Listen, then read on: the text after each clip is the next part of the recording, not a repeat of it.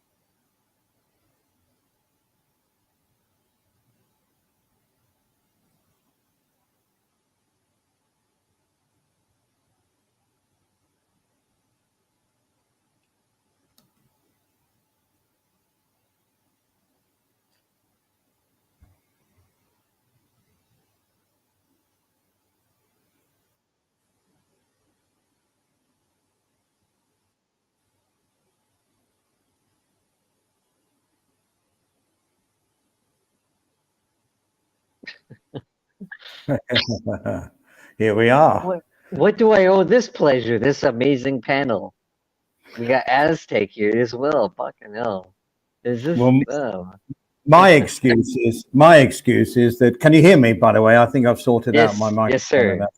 Yes, I can. I can. I don't know about Aztec can, but yes, I can. Yeah, Az can hear everything, even if mic's not on. I couldn't hear anything. my audio was stuffed up. I couldn't hear you. Sorry. Now, the reason why I'm here is our oven has gone on the blink. It broke down last weekend. They can't find a spare part, so we're not baking today. So I've got more or less a day off involuntarily, but that's why I'm on, to answer your question, Sean. Okay, fair enough. Fair enough. Yeah. How you gentlemen doing? We're fine. Did the title of this show come up? I don't know. I wrote it down somewhere. Oh, let's appreciate the many Goo Guys. I messed that one up. The good guys in the genre. There's quite a few Goo Guys, but good guys in it. There's loads of good guys that I've been sort of, hearing now and then when I'm working. I hear conversations. We only hear about the bad guys. Well, who comes to mind then? Who's a good guy? Who comes to mind? I like that Jeremiah guy. Oh, fucking hell. A lot of people love him. Yeah. A lot of people love him. But, no, but my point is that, I can't always remember their handles, their alts or whatever. But, especially on the panel, there is some really good guys, and they're the ones that don't get recognition, whereas all the ones that, look at him and what he said and he did, and they're the ones that get all the publicity and not adoration, but they get what's the word? Everyone concentrates on them. Whereas the good guys that are really nice and they got good hearts and they just, are nice people, they seem to be like accepted, of course, but not. Well, I'll give you, to get the air out of I'll give you a rundown of the drama tonight. So really quickly, as Jeremiah is a guy that he lives in Pattaya, and he's from Australia. He's come around lately, and he doesn't like Capio, and he's come around lately, and he says, Well, nobody likes Capio. and he's been making fun of Capio and whatnot. And tonight there was a panel where there was a few people that were talking, and Capio, Blue Topaz showed up. So Oh, yeah. that's where you and Capio showed up as well. It was on Gaz of Sweden's channel. Gaz of Sweden, I think he runs a great channel, to be honest. Gaz of Sweden tries to be very fair. He says, I don't want to take any sides. Anybody wants to come here, you come on here. And Blue Topaz showed up, and Capio showed up while Jeremiah was on the panel, and they all fucking went at each other, and it was mostly going to Capio at that point. And in short sight, Capio probably had the upper hand. I'll be honest. Yeah, but yeah. Anyways, well, Jeremiah seemed to be the guy that I did see one of Jeremiah's ones. It must have been about 2 or 3 months ago when he had this concern about this certain guy that we're talking about, and it's one-sided because I only heard from him, but it seemed, number one, typical, but whether it's true or not, I don't know, and that he does have a bit of a beef if it's true, and this is the genre where who knows what goes on, and everyone has their different versions of it, and it's why I don't have anything to do with it, because I showed once my distaste for this certain gentleman, not Jeremiah, the other one, and actually no, the story's old now, but I got contacted, from third parties, like, did you know the true story about why? And I left it because I was in the wrong, because I didn't know the story. Andy,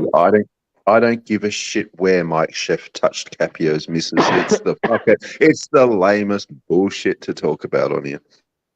Well, yeah, this wasn't that I was talking about. I talked about when this guy came on to Gaza, and I was defending Gaza's stream, because if you're on someone's stream, it's like going into someone's house. You treat it with respect. Well, you should do.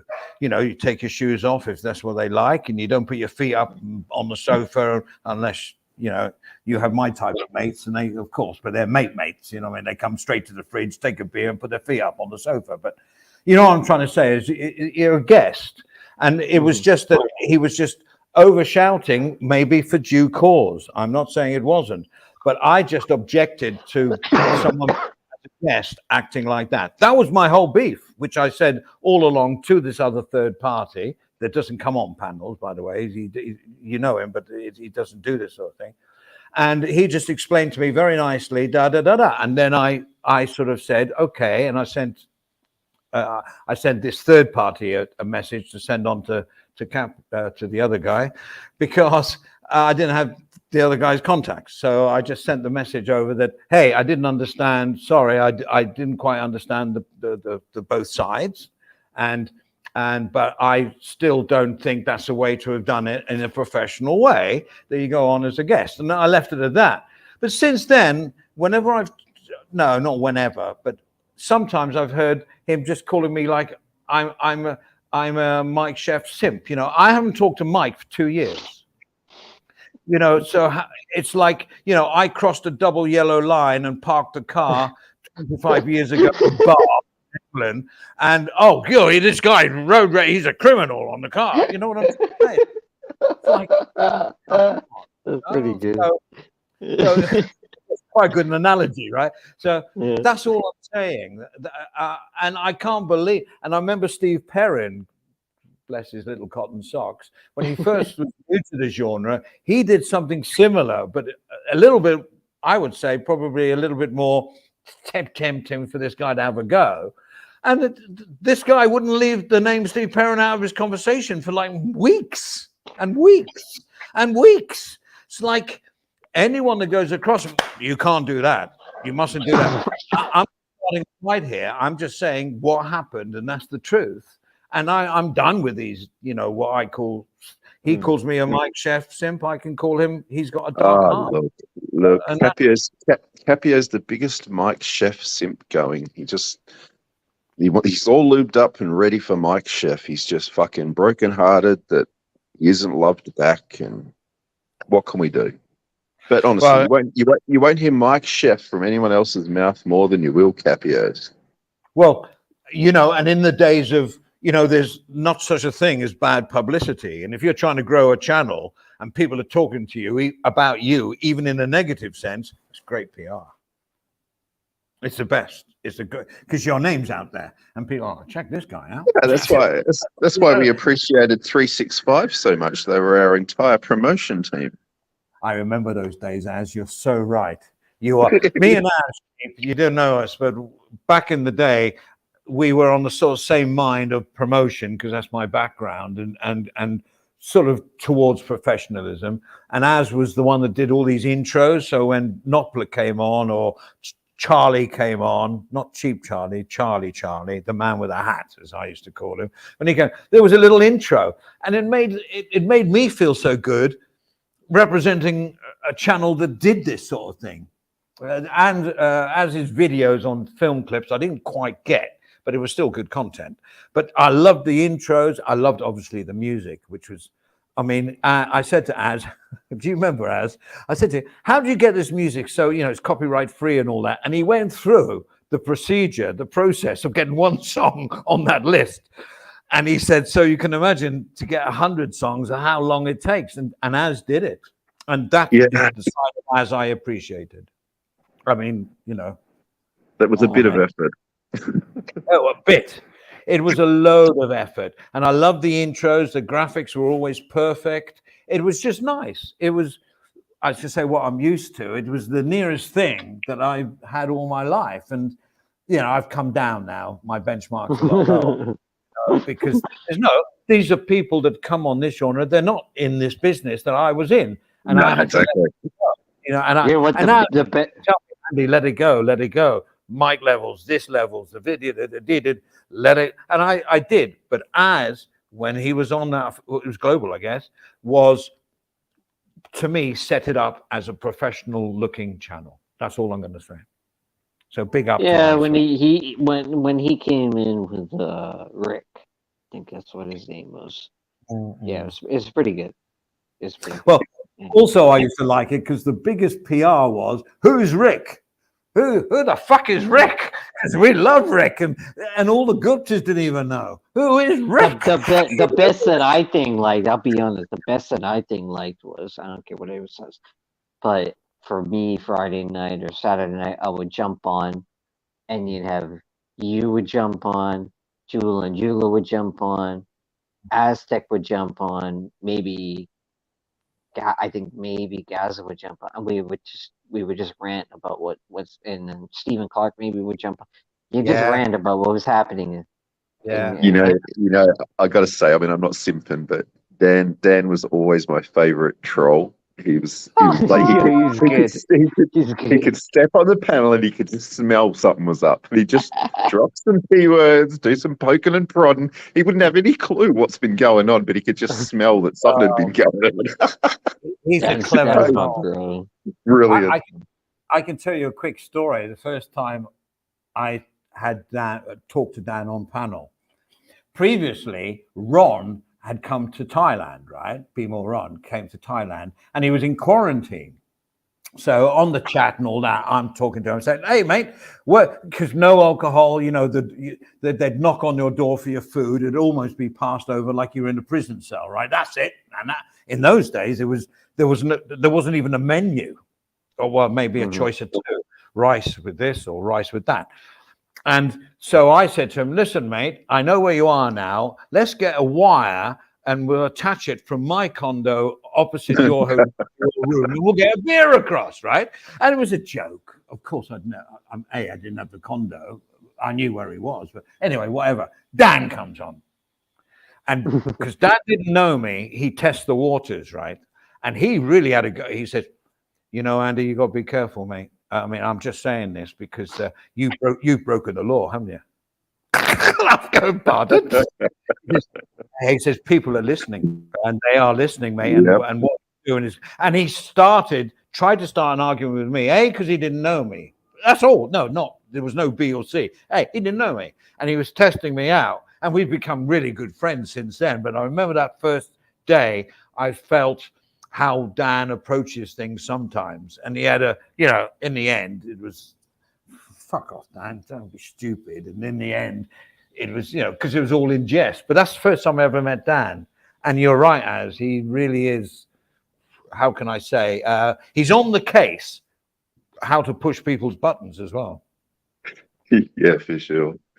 G'day, JG, how are you? Hey, Hello, JG, Jack. what up? What up, buddy? Aztec was one of the, not Aztec, Dan was one of the better people. Absolutely. Yeah, and Dan and I I haven't got many people on my WhatsApp or line chat things, not groups, forget them, I don't do groups anymore, individuals. Dan's on there, because Dan, 90 unless he gets a B in under his bonnet, and there's nothing to do with alcohol, that's the thing. He can be as drunk as a lord and still be the best not the best, but a great conversationalist, and keeps the stream going and all that. In his early days, it looked to me like he was trying to make his mark in the genre, in a way, like you've got to say some outrageous things to be noted, which goes back to the theme of this stream that I set up. Who are the good guys and the bad guys, and some people want to be a personality on here, no doubt about it. They want to be, and they are, but for me, for all the wrong reasons. Did you guys hear about David? What do you guys think about this guy who's a whistleblower for he says that the US has alien spacecraft. They're not human made. He never said alien, but he has the US has David Gresh or something like that. Yeah, he's the guy that worked in Area 54 back in the day, right? Yeah, and he's got permission to say recently, because Joe Rogan just did a stream about him. He's got permission to say what he wants to say. He's bullshitting. He's absolutely fucking bullshitting, in my opinion. Of course. Okay, my question to that is, what would be his reason? Because he's obviously an intelligent guy, grounded, not sure now, but why would he want to do it? Money? Selling books, fame? doing documentaries, attention, selling books. Fame, right? Yeah, big money. Yeah. He's not trying to spread the word then. He's just trying to spread the word for his own game. If something like that happened, why would it be in the? There's so many questions. Why would it be in the U.S. only? Why was there no whistleblower beforehand? Someone would blow the whistle on something like that. 100%, in my opinion. Hello, Bob the Builder. There you go, Steve. How are you, Craig? There's no Steve here, mate. Oh, I mean Andy. G'day, Az. Don't you dare. And Craig. I always get nice to see you I always too. get you mixed up. You got the same sort of comedy. So. Bollocks. No. People have said I sound like Steve Perrin. There is no way do I ever sound like. Oh, jeez, no. Yeah, you don't sound like Steve Perrin. 100%. No, you don't have to worry about that.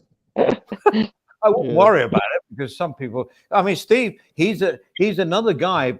We've said about guys coming on when they're new, and I've been on this genre now for 3 or 4 years. I'm not a prominent guy, which is the best way to be. But I see guys come and go. I want to talk to you, Az, about the milkman, whatever his name is. He's got his own channel now, but later, remind me about that. I think you know who I mean. Who do I mean? You know the guy that he was a milkman. He used to come on the weekends with the long hair and drink the beer. He's got his own channel now. What's his name? You know it. You know him. The milkman. Well, he milked. It's something to do with dairy. Anyway, Oh, I've lost my thought now. Oh yes. Oh no, I've lost the thought now of what I was talking about. Jesus, Andy, you're starting to sound like Sean. Yeah, that doesn't make any sense, Andy. Craig. Oh. I had to put my hand down. I was starting to think I was like, you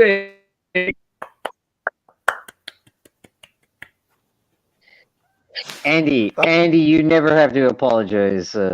This panel would not be going on without you. So fucking hell. No. I've got so many things going around in my head. We were talking about people that come on to make a name. That's Sean the Sheep's. That's Sean the Sheep clap. No, but Sean the Sheep has done it through intelligence, knowledge, and standing up for himself. That's all he's done. He's never really. He's a meddler.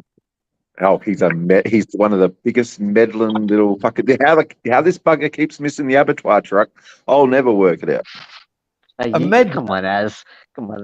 Give me some credit. Come on, buddy.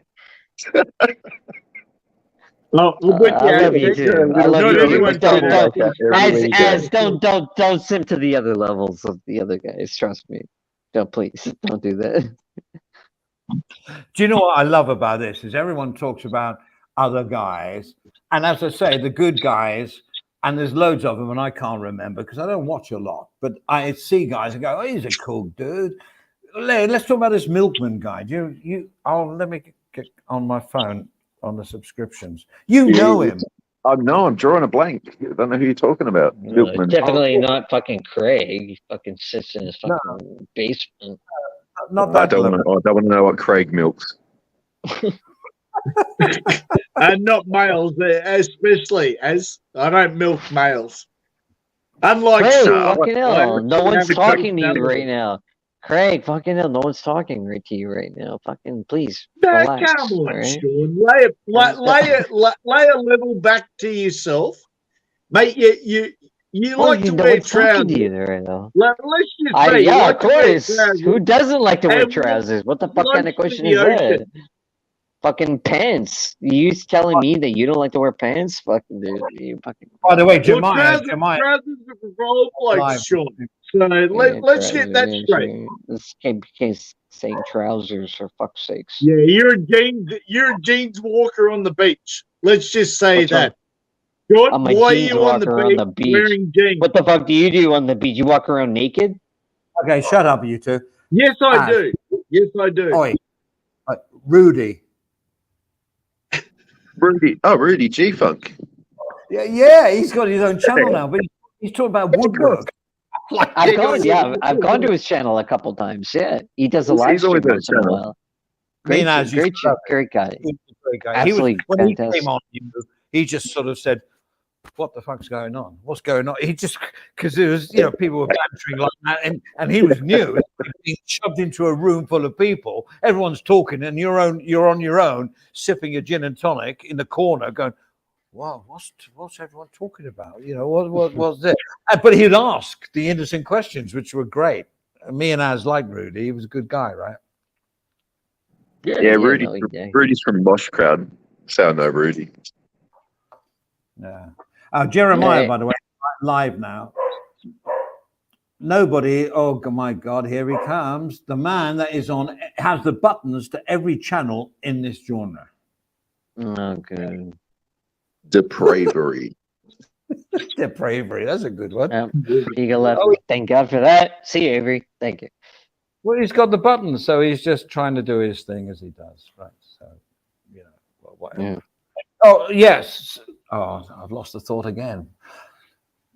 But yeah, this genre now is so split anyway. So the good guys are there, but they are not as popular as the guys that will talk shit about somebody else. And that's the end of it in this genre. I think they're not as prominent, Andy. Like that, they don't want to sit out with like dickheads like Sean the Sheep and Avery through the long game. Sean the Sheep and Avery.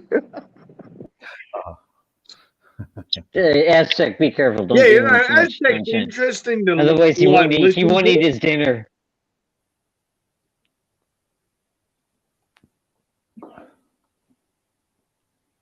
You want to keep talking? Go yeah, ahead. just wait. We'll I'm having breakfast at the moment there. We're in the time zone that you're not in, Sean. So You're having breakfast you in your being basement? so well educated. You're in your fucking basement right now. Yeah, no. It's not a basement. He's under the house. Fair income to it. It's above ground. It's above ground, Sean. It's not below ground like you do. That's even worse. Mate, wank me off. Wank me off. If you want to have a go, have a wank moment, mate. Living with your brown paper bag and your fucking brown spoon feeding you. You be right, Sean.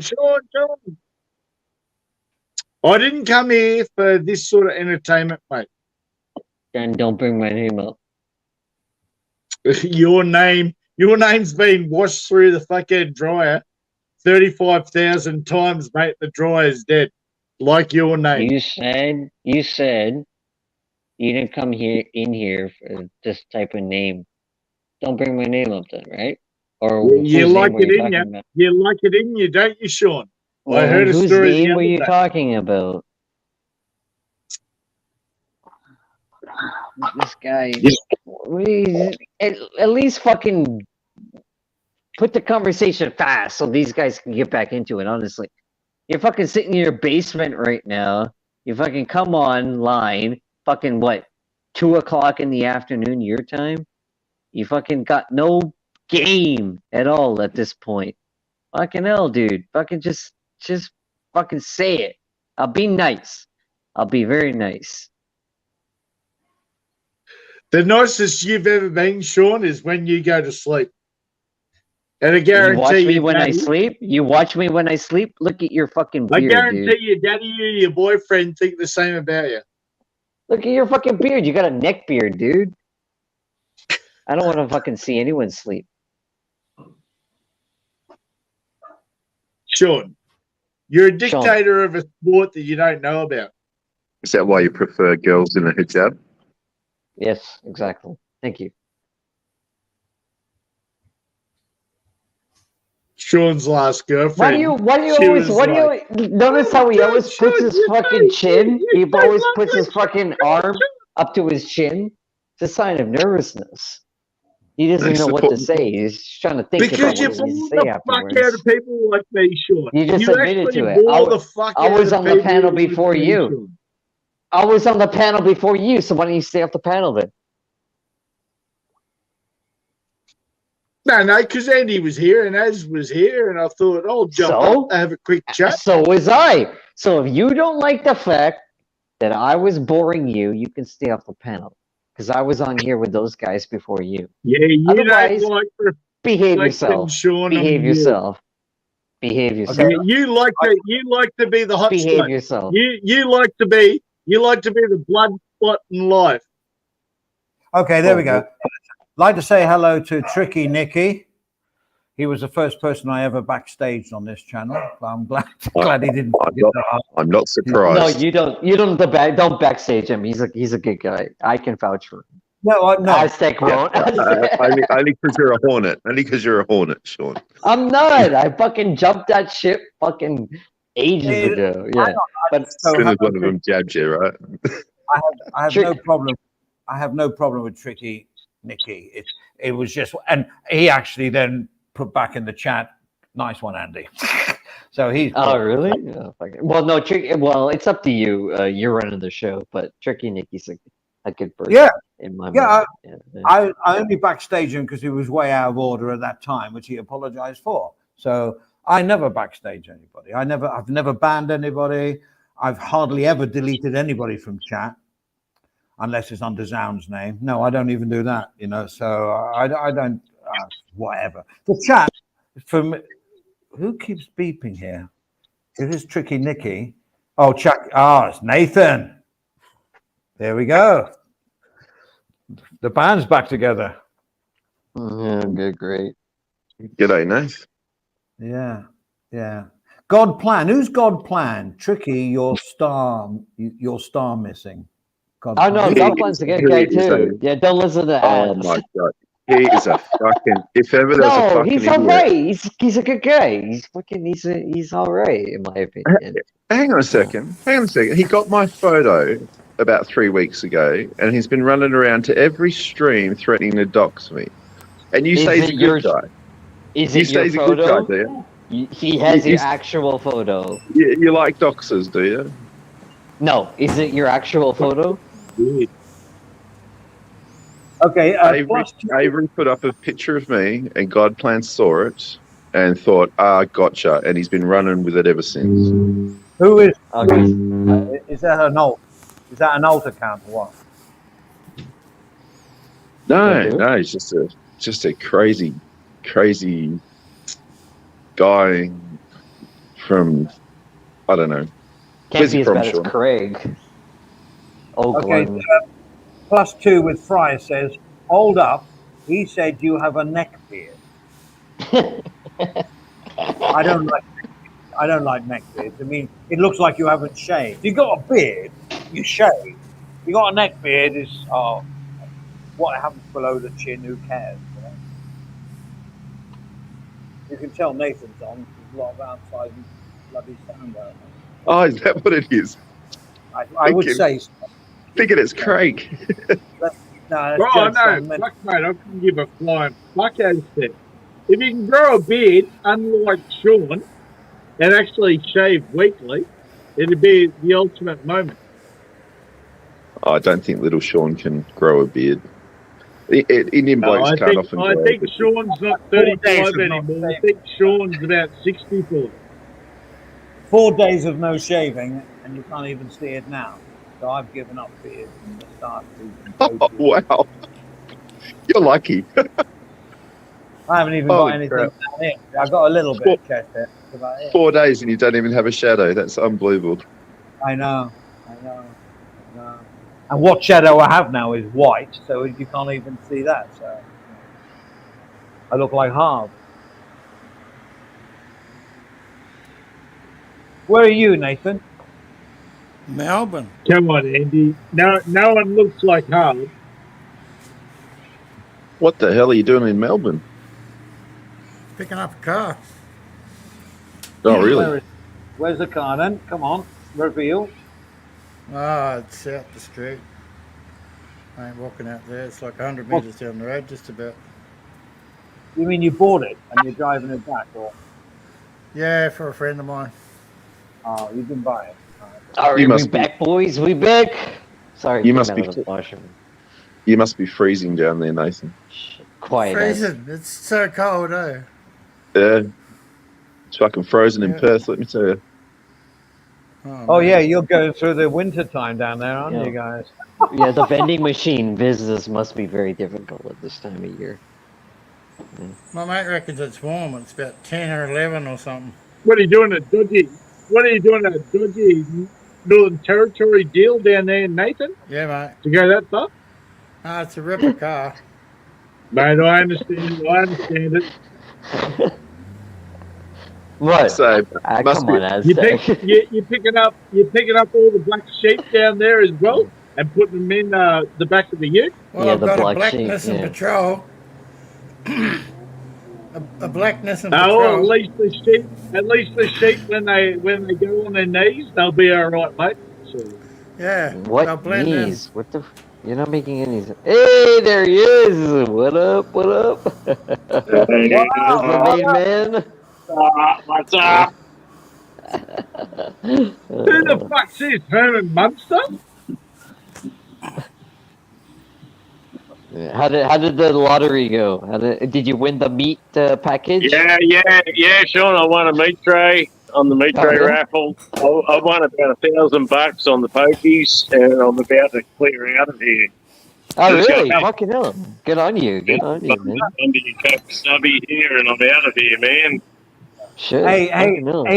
Adrian, the way they treat you down there is probably fixed. Oh, mate, it's total, like, I own the place, actually. It's like I own this hotel. I put my earplugs in. Look at these earplugs, man.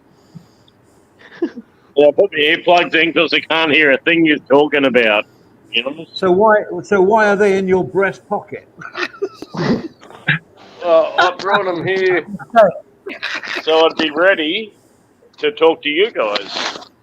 Ah, okay. Okay, yeah, I'm here. Very good. He's a boy Can you hear scout. He me? comes prepared. Is the Adrian, microphone yeah. okay? Does the microphone Adrian, work your or not? phone's broken up, mate. Yeah, no, Yeah, we hear Adrian, you we can well. hear you. Broken up We can for hear a you. It's fine. Loud and clear. We can hear you loud and Andy, clear. Andy. I just want to talk to Andy. I don't want to talk to anyone except Andy. Is my microphone working, Andy? It's perfect, bro. Okay, thanks, mate. I hate doing mobile phone shit. The mobile phone's fucked, I gotta tell you. I never do mobile now. The last time I was on mobile, I took global off stream, pressed the wrong bloody button, and I've never touched it. And my phone was like so hot I couldn't fry an egg on it. So no way. It's nice to be live, you know, and it shows shit. But on a mobile phone, you can't hear shit. You can't talk shit. You can't see the chat. It's just And the fucked up. Worst thing is, Adrian, as soon as you got like 2-3 people talking, you can't hear a fucking thing on the mobile. It's computer at home. I seem to be able to hear everyone, but as soon as too many people are talking on the mobile, I can't hear shit with one speaker. Is an iPad a little bit different? I'm not talking about the mega big ones, but you know, an iPad like the Samsung or something. Are they better for streaming? Do they get hot? I'm not a tablet guy. I don't have one. Answers? I'm going home. I've won the pork roast. I won a huge pork roast. I've won a huge pork roast. I'm taking it home. I've won about $1,000 on the pokies. I've had about 12 fucking beers and Bundy Cokes, and I'm out of here, man. Until tomorrow. It looks like it too, Adrian. Tomorrow we got the UFC on at the pub. Tomorrow midday, so I'll be down here. Yeah, up the UFC. Get What do you right got up the UFC. What do you got there, Adrian? 2 blokes are going to fight 2 chicks. Yeah, I mean, it's fucking pathetic, really. UFC. Hey, by the way, Graham wants to know: did you purchase every ticket to win the meat tray? And I'll say no. No. He probably did, yeah. No, I purchased $25 of tickets in the meat tray raffles, and I've probably come out in front. It's not about coming out in front; it's about supporting the local community. You know. Yeah. What about instead of a meat tray? What about instead of a meat tray, they might get a little bit of a facial going on there, Banana? Nice, like Andy. No, well, Craig, you know as well as me, if you go down and buy $20 worth of meat tray raffles, if you don't win a meat tray, you don't really give a fuck. Like, hey, man, it's not about winning or losing. It's about enjoying the day, supporting the system. Yeah, but Banana, I live still in Brisbane, where there's a population like where you live. Like, Jesus Christ, a meat tray could be a win. Can't you exchange that to get a facial rub or something like that? But surely at your local pub, you've got a meat tray raffle at the Deegan or whatever, wherever you go. There's nothing at Deegan, you fuckwit. What? Craig, what's your local pub? Is it the Deegan or what? My local pub here, sure. That's where he gets his facial rub. I can't hear a fucking word you're saying, mate, to be honest. Put your earbuds in. Oh, he's got his earbuds. But they're not earbuds. I've got earphones in. Look, see these things? Yeah. And this stupid fucking microphone thing right here. And I hate it, Andy. I'm going home. Fuck it. See you later. Okay, bro. Enjoy the pork. Have a good one. Adrian. Cheers, bros. All good. See you, Adrian. Kick me off, Andy. Could you please? Oh, I've never been asked for that before, but I can do it. Yeah, if you want.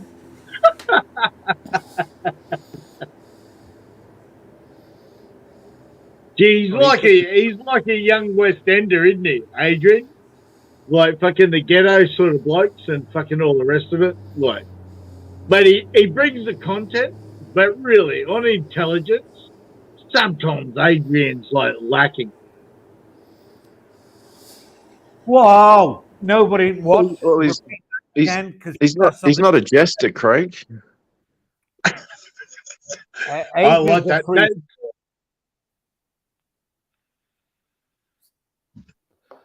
Adrian's a free spirit. I like it as when people throw back, sort of just for banter and comedy and all the rest. So. Yeah. So, which goes back to the title of this stream was, the good guy. I'm sorry, I keep going on about it, but there's loads of good guys in the chat as well that don't get the recognition. The only guys that get recognition are the ones that are like toxic, to be honest. To me, they may not be toxic to other people, but it's up to you, your mentality, your morality, your DNA, whether something is toxic or not. And the toxic guys are the ones, in my opinion, get all the bloody exposure. Put it that way, exposure. That's all. That's all I'm saying. The good guys are the ones that go. But don't you reckon though, Andy? Like, you got to run around like a clown to be toxic like these. I mean, Capio is a stark raving fucking idiot. And he runs around fucking being the begin and end all of everything. But at the end of the day, if you sat there and clipped him, the guy's a fucking retard. So, like, if in order to have that sort of I don't know, viewers following you around, you got to be quite the tart, By the way, Graham says that he hopes that Adrian drives responsibly with one eye closed so he doesn't see double. Whatever. No, you're right. You're absolutely right, Az. What gets my goat is, though, in a genre that's only really driven by toxicity, because that's the ones that get the views. Whereas, all right, this panel's okay. I can't see how many views we're getting. We've probably got about 7 or 8 views or whatever. But where did Sheep go, by the way? Hey, Graham, it's all right. He's only driving a Foot Falcon.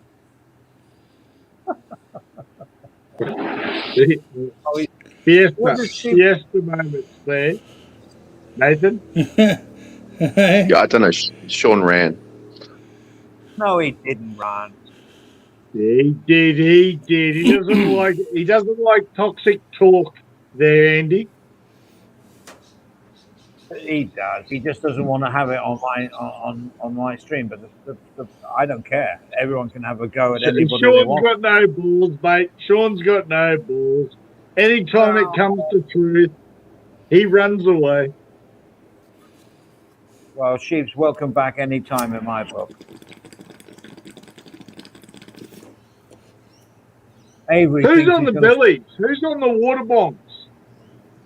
That's got to be Nathan. Got to be Nathan. Got to be. I wouldn't do a thing like that, would I?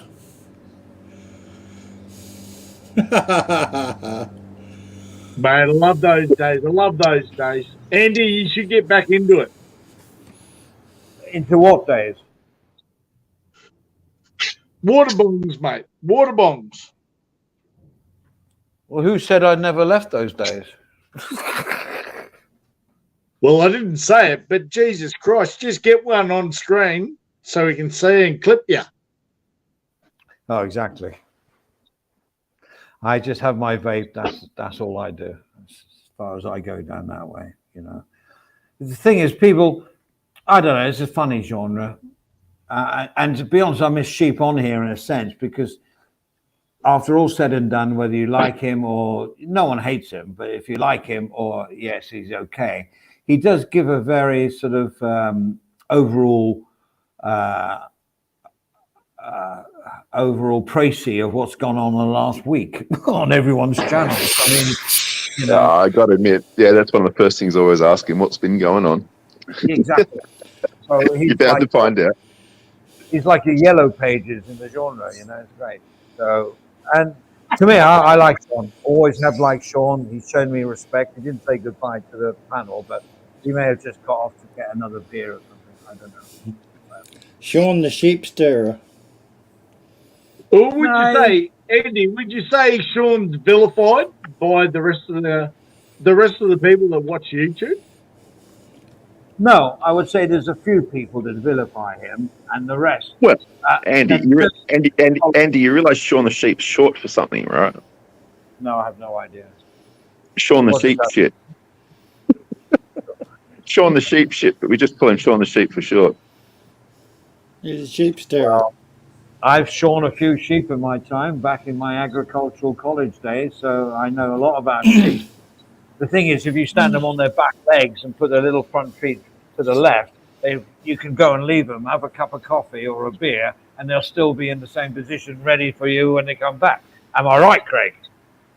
I was about to say, imagine Sean with the stirrups on his back feet, like tucked in, how much he'd kick back with blokes like us, instead of just running away. How many people on this panel have actually shorn sheep? I have. Yeah, I've shorn sheep.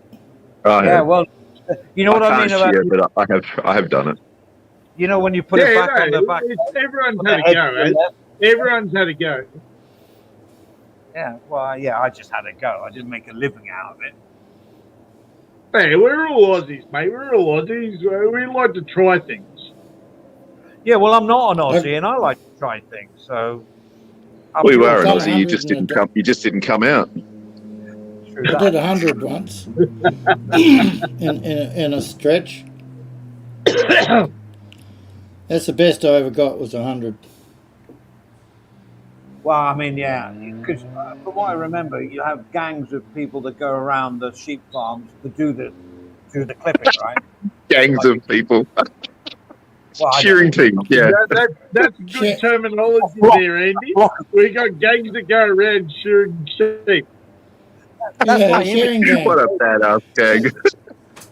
Yeah, shearing gang. Of course they are. Yeah. Yeah, that's what I remember. You know, I remember people going around in a pickup or whatever with all the gear on, and they'd go to one place and they'd shear all the sheep, and then off they go and do another lot.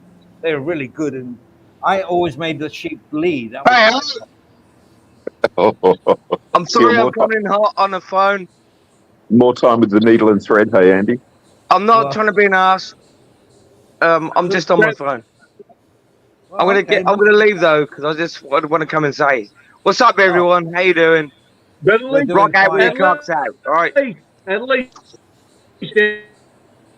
Avery has to make an appearance at all the time. You weren't perverted like the real Sean the Sheep. I want Sean back. Like me, he left without saying goodbye to me. That's his style. You're lucky you haven't got a knife hanging out your back. Oh, come on, man.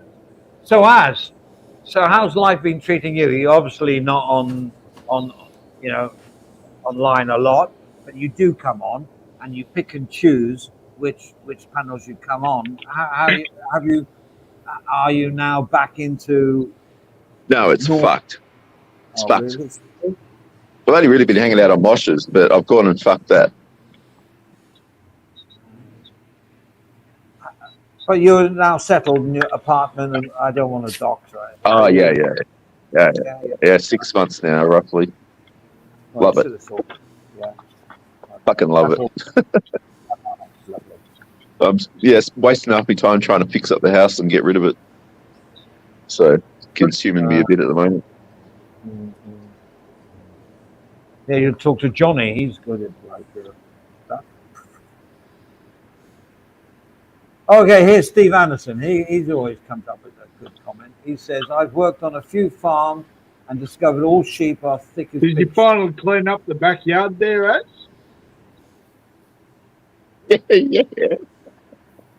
Yeah, I had to, man. Like, if I can soon go buy this place. Yeah, I piled it up, set it on fire. That's that. All done now. Graham says I've shorn the odd pussy, if that counts.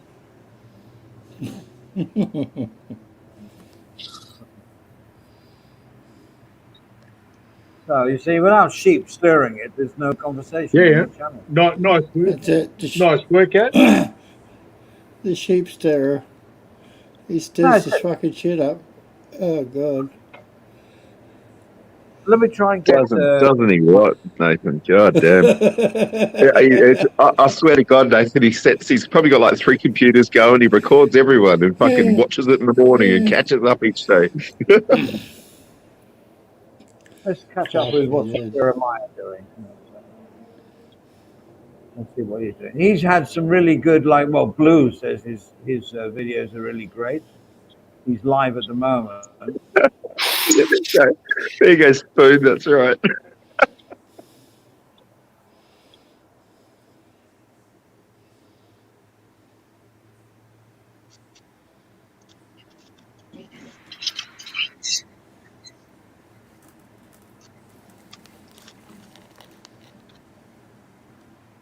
You still there, Ez? We're all there. We've just got nothing to say. Oh, no, I've got heaps to say. I just don't know before I get banned what I'm allowed to say. I'll say everything. You say what you want.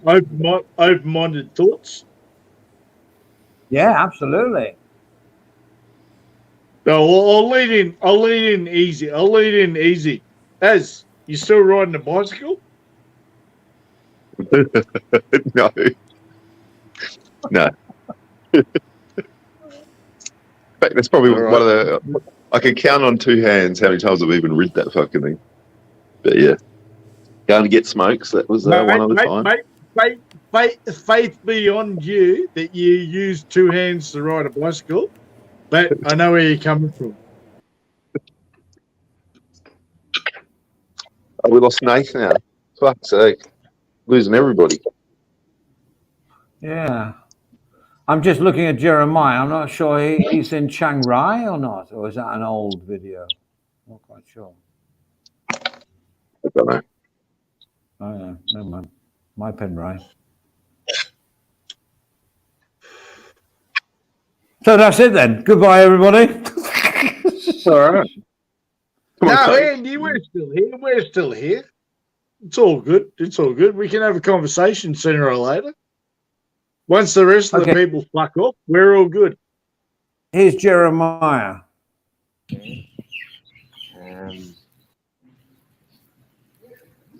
And it's good to see Ron too. He's under a bridge. It's like Craig. And hopefully that works out for him. Why gang? So really peaceful and calming here. Like we will go over to this other location in a minute, but Jesus Christ, that's a dirty water. That's dirty water. That's fertile water, Craig.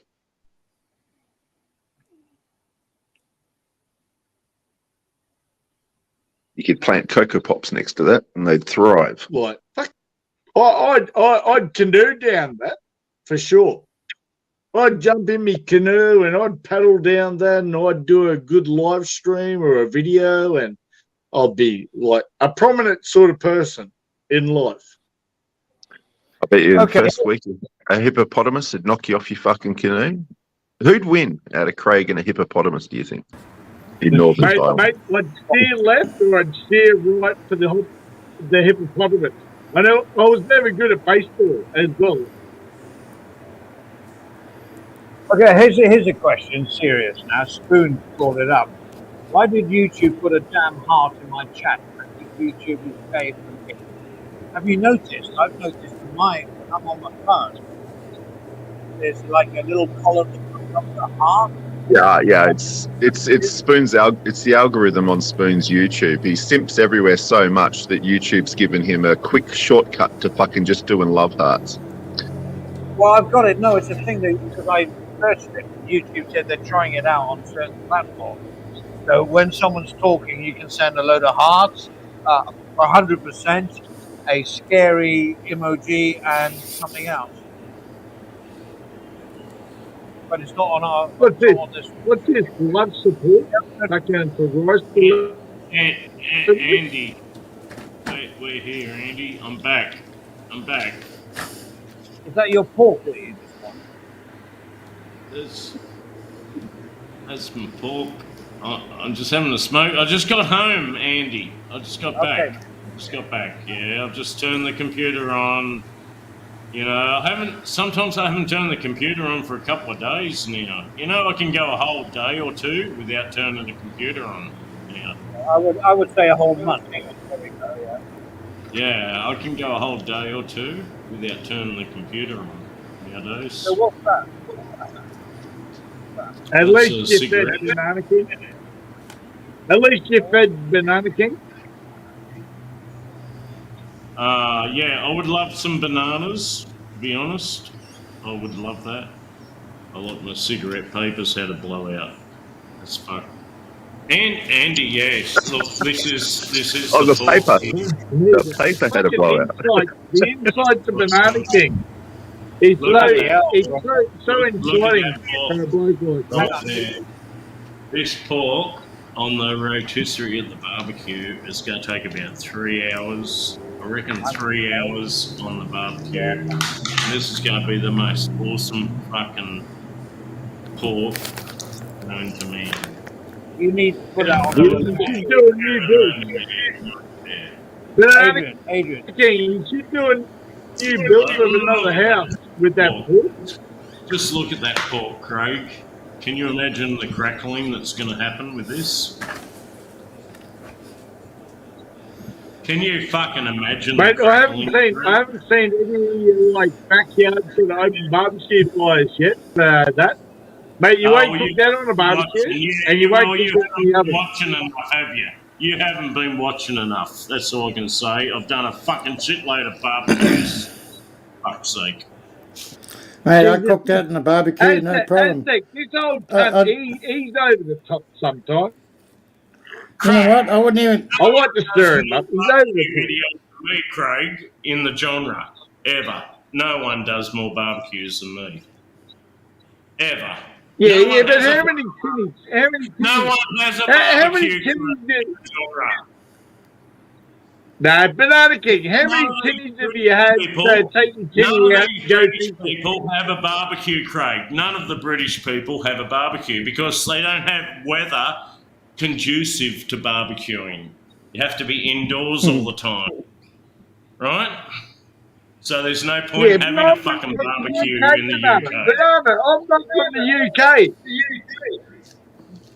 Yeah, but you're always on the UK channels, aren't you? Simon Beach and fucking Capio and Stu D, that's your fucking game, eh? Jesus Christ, this Aussie bloke that lives up north, he's so democratic about. Oh no, what do you call it? Yeah, you are out of fucking order, out of date, out of order. Now let's talk about the pork. You know, that's all we're here to talk about, Craig, is the pork right here. Talk about the pork, Craig. Craig likes a good pork normally, especially once it starts crackling. Yeah, what's the pork that you're gonna? What's the herbs and spices you're gonna rub on there? Banana. I'm not putting nothing on it, and if you're lucky, you'll get a couple of potatoes, carrot, and maybe a bit of pumpkin. Yeah, but you need to. So, Banana, you're a raw pork. You're a raw pork sort of eater. Don't come the raw pork with me, mate.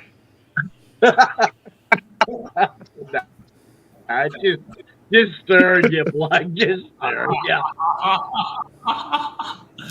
I'm just showing you what's going to be happening here. This will be about a 3-hour live stream.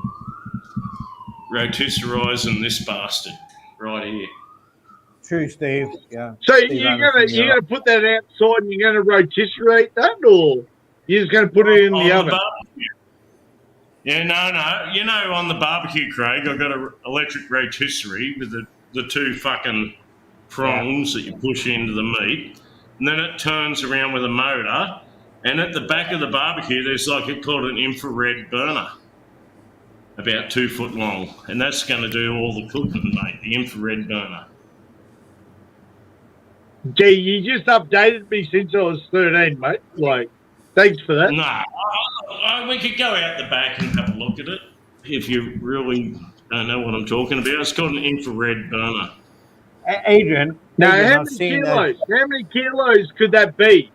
How many kilos is that banana? 3 or 4. So that infrared, is that electric, like a bloody heat lamp? No, it's gas. It's like a ceramic blocks, and they got heaps of micro holes in them. Yeah, I'm with you. Infrared burner. Adrian, my mate's got this barbecue. It's got like chains on either side of it, and you can raise the meat that you're barbecuing at different levels. So you can bring it down from skinning to searing, and then up a level. There's a name for it. I don't know what it is. That's an awesome barbecue, and you could cook a fucking half a fucking cow on there. Yeah, and you can regulate how much heat it gets by these gears they have either side. It's called like a guillotine barbecue. I don't know what.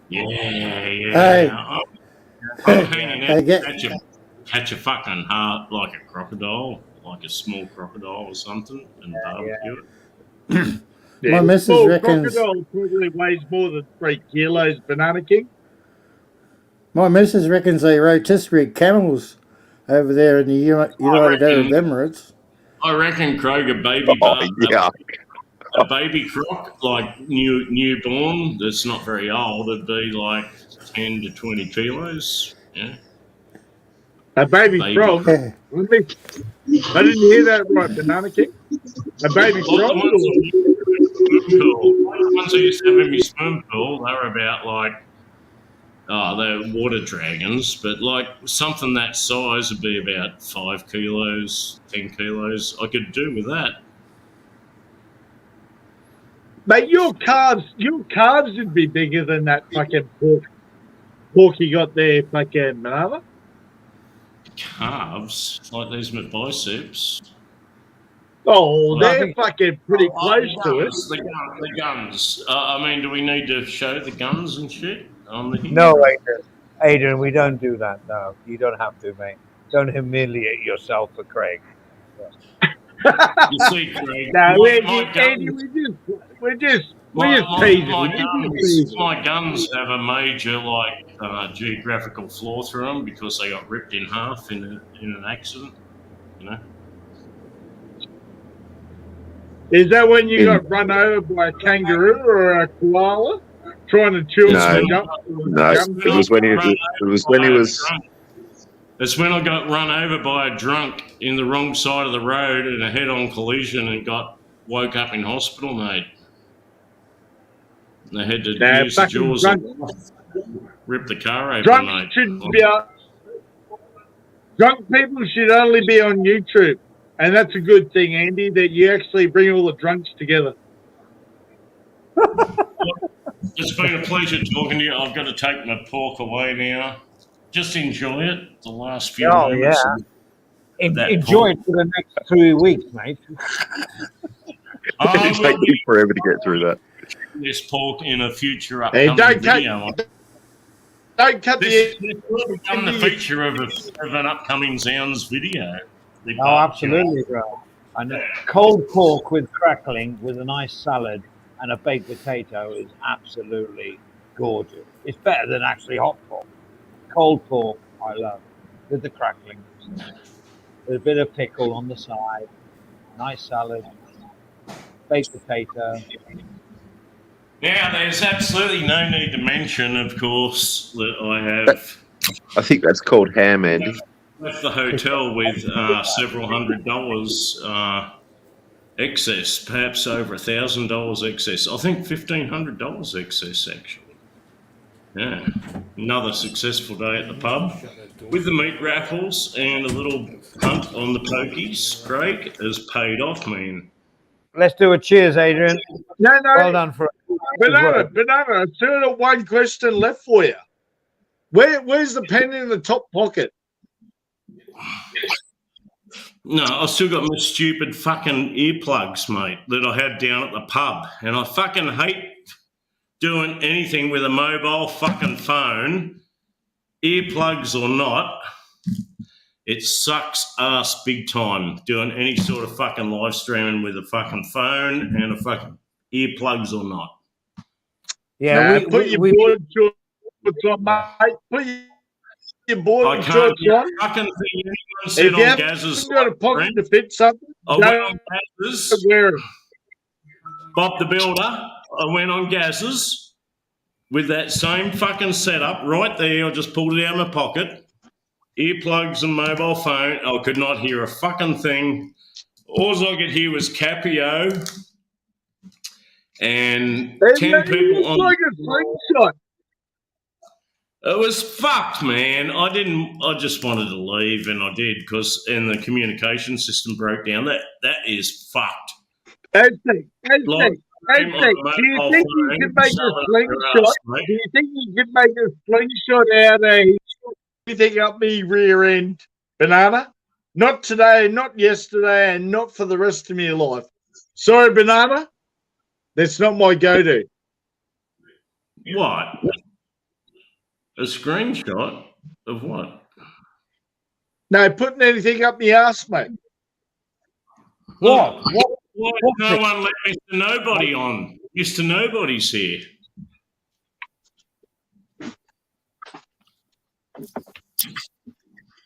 Hey, Mr. Nobody, how you doing? I'm not even introducing Avery at this point because he comes on for 1 minute and goes off again. He's abusing his buttons. Oh, I thought it was TMW, Mr. Nobody. Fucking hell, Adrian. How many of those beers did you drink? Stop that, Avery. You come on or you don't come on, mate. Stop it. Fuck. Okay, we're going to count the money now. I'm pulling the money out of the pocket for the very first time since I got home. Here comes the wallet. Look, I'm reaching behind, and here it comes, the wallet. And it's pretty fucking thick with money, okay? I went down there $500. 500. Let's count it out, see how we did for the day. Down at the pub. 1, 2, 3, 4, 5, 6, 7, 8, 9, 10, 11, 12, 13, 14, 15, 16, 17, 18, 19. Wow, 20. So there's $1,000 right there. Put that aside. We're still going here though, and we got a 1, 2, 3, 4, 5, 6, 7, 8, 9, 10, 11, 12, 13, 14, 15, 16, 17. So that's another 850 and 10. 850 and 10. That makes 1850. 1850. And I went down there with like $500. Whoop, whoop, whoop, whoop. Yeah, I'm well up $1,000, eh? That's nice. That's another good day's work to get a pork roast and $1,000 for your trouble. But hang on, you got to make the pork roast, right? There's a bit of labour. That will cost gas. That will cost gas. Yeah, that's true, Andy. I'm going to be totally uncaring how much gas I use. Did you finish the fence line there, Banana? Banana, have you finished the fence line yet? No. I've got 10 metres of fencing to do still. And I have... All right, that sounds it'll go in well for that. Do you know much about gates? Craig? I know about Gates. I'm building a cantilever gate. That's the type of gate I'm going to build, a cantilever gate. Mate, If you're familiar with it, build a post with good foundations before you have a go at anything. You need two good posts, like 2 or 3 meters apart, to have a cantilever gate. Like, it doesn't need a track across where you drive in and out. You need like something. Banana, you need something like me and Andy standing each side, holding up the fucking thing when you're actually going to have a go. We're decent guys. We're steady post. This stuff. Get the apple sauce. That goes well. I'm not joking. Like, the gates end up going to be probably 300 kilos or more. So you need rollers and shit, and the counterbalance, there's a fair bit of force on the back of it when it's shut because it's pulling up, and then when it's open, it's pulling down. So you can't, all the footings and shit with the cantilever rollers need to be very strong. But when it's done, man, it's awesome. Well, you don't have. What's this thing like a spring-loaded? No. You know, normal electric gate that opens and closes, you have a track across a driveway, right? And a roller with a wheel that rolls on the track. Yeah, understandable. This doesn't have a track and it doesn't have a roller. The gate just fucking comes out and goes back. It's called a cantilever gate. Mate, you're in for issues in the future there, Banana. Us Aztec. It's no future, man. It's no rocket science. It's just called a cantilever gate. Fuck, you're still a young fella. You're still young, Banana. Like, you've got another 30 years to live. But your gate doesn't have a track across where you drive in and out. It doesn't have a track. It doesn't have a wheel. It doesn't have any fucking thing. And it just fucking comes out and goes in and out, mate. And it's awesome. Swing gate. It's the swing gate, like on a pivot arm. That like it's not a swing gate. It's just a straight out gate. Comes straight out and straight back. Bump, bump. So on hydraulics. No, you can do it by hand if you want to, but it's going to have an electric motor. But it's like called a mate, you've done a lot of handies. You've done a lot of handies up there, Banana King, to get to your fortune. I tell you. I'll tell you, I was going to put just like a track, a concrete footing with a metal track, and the gate would have a wheel on it and just wheel in and out. And I looked at that thing and I'm thinking, that's fucking so fucked. And then just Google it later, Craig. It's called a cantilever gate. Google it, mate. You'll see, and it's awesome, mate. It is fucking awesome, a cantilever gate. No, I haven't heard anyone down here doing that sort of stuff. So no, you wouldn't. No, you wouldn't. But where you got a high security area like I have, yes, you would, because it's a very secure fucking gate. You got any barbed wire on the top of the fence there yet? They got to jump over a 2-meter fucking fence now, mate, to get in the back. Jesus Christ! I've seen some of these athletic blokes on YouTube that bounce over 2-meter fences. They're not like us. These are not athletic blokes, Craig. They're not athletes. Okay. We don't. Are you not learning the new age that someone else will come to your domain sooner or later and jump over and jump through those hoops? We do not have athletes around this region, so there's zero chance an athlete will come and jump over a 2-meter fence. So, Banana, you fell into the situation that sort of suits yourself. It'll be a lazy fucker who would be lucky to go over a 1-meter fence, let alone a 2-meter fence, you know? No, I like it. I like a drunk trying to get into his own home. I don't want to turn the house, Craig, into like a bikie compound, but that's kind of what we're going to need in the future, to be honest, with your personal... Where you live, Craig, you will need to turn your house into like virtually a bikie compound, right? With a 2-meter high fucking metal fence that cunts can't jump over, electrify the top of it, do whatever you want with security fucking cameras and sensors. That is what we're getting to.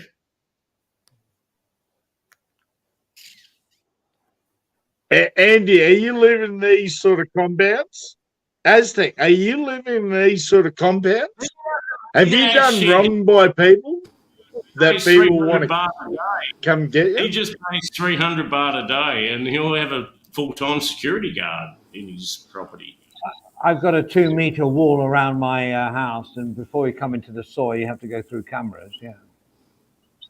Yeah, and if Andy paid 300 baht a day, like $10 a day, he's got a full-time security guard. With lapels. With lapels and a gun and a torch. Man, I wouldn't be sleeping with him. I wouldn't be sleeping with Andy's security guard. Unless I want to infiltrate Andy's pad. So look, security is a cheap fucking thing. It's like ex-military officers and shit. Like, you'll get a cheap security guard for 300 baht a day. He will have a torch and he will have a gun. You don't have to supply him. Yeah, these are the guys that didn't make it to like a sergeant or whatever. They just did their 5-6 years or whatever. Yeah, you never made it to a government job. this sort of shit will live in the old school.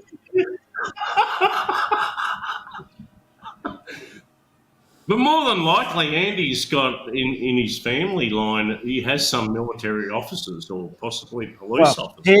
Here's the family line, right? Obviously not on my side. On my wife's side, we have someone, I say high up. What's high up? You know, you understand.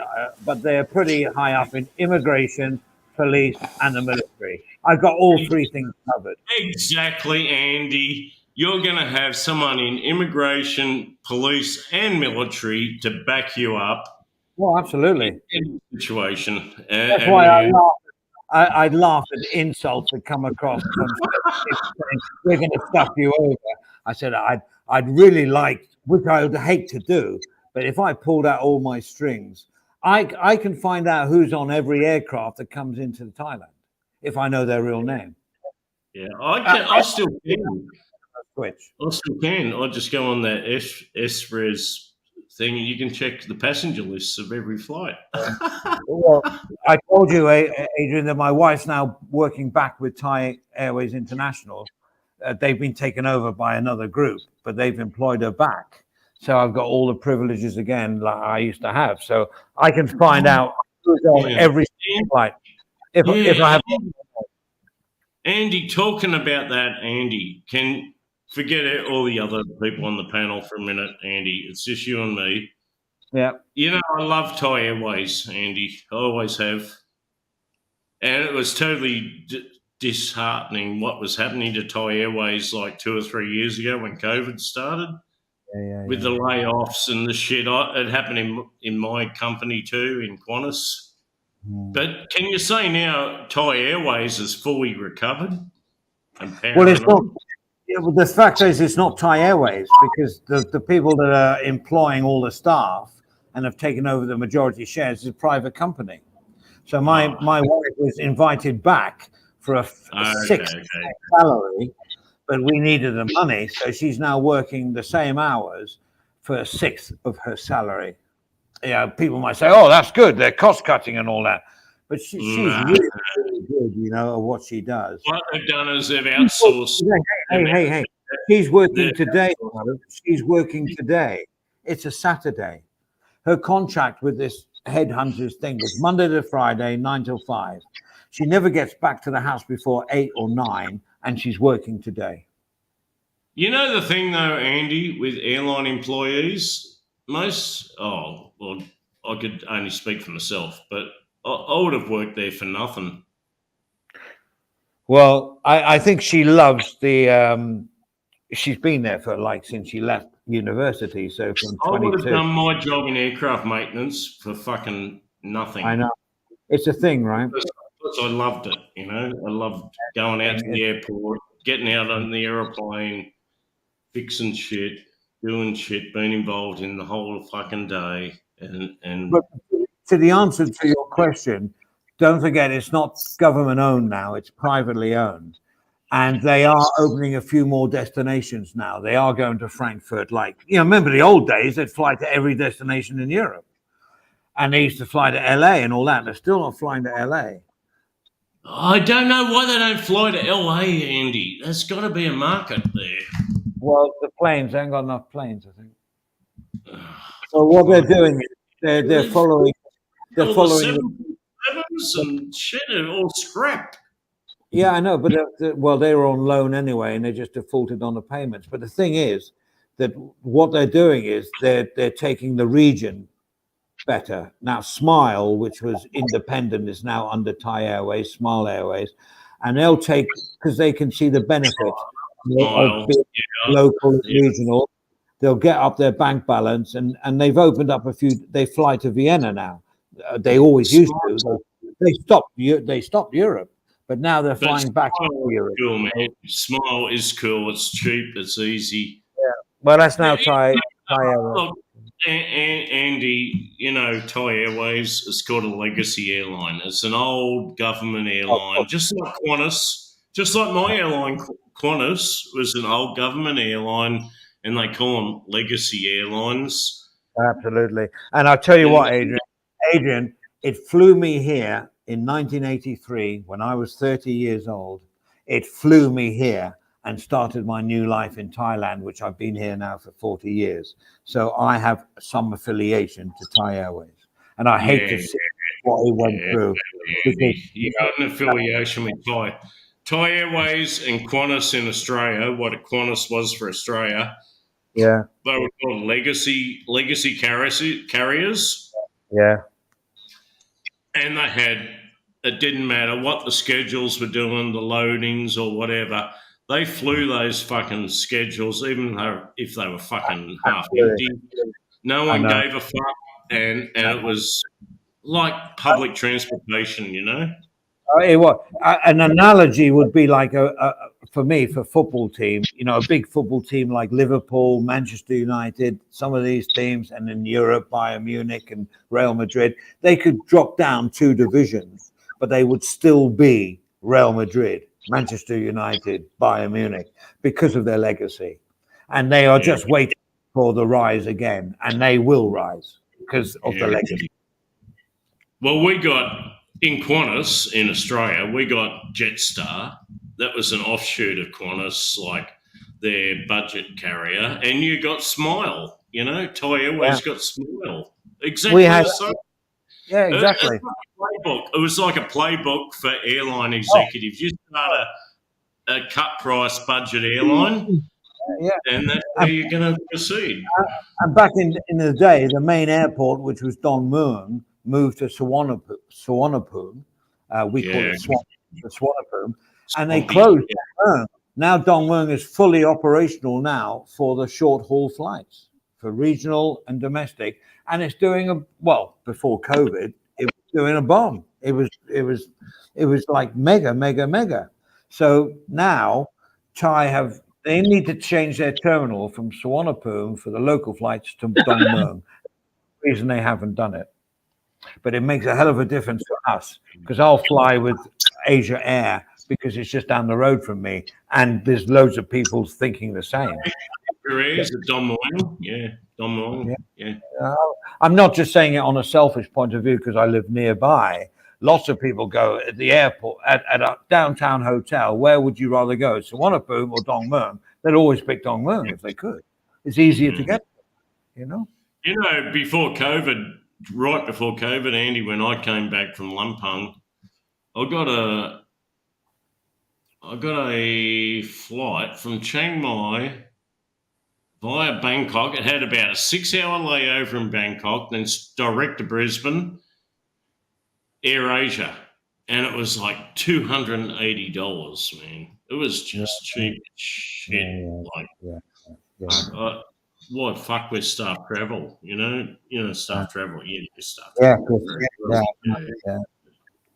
What fuck with staff travel? That was just so fucking cheap, man. But it had a 6-hour layover at Don Mueang, that Air Asia flight to Brisbane.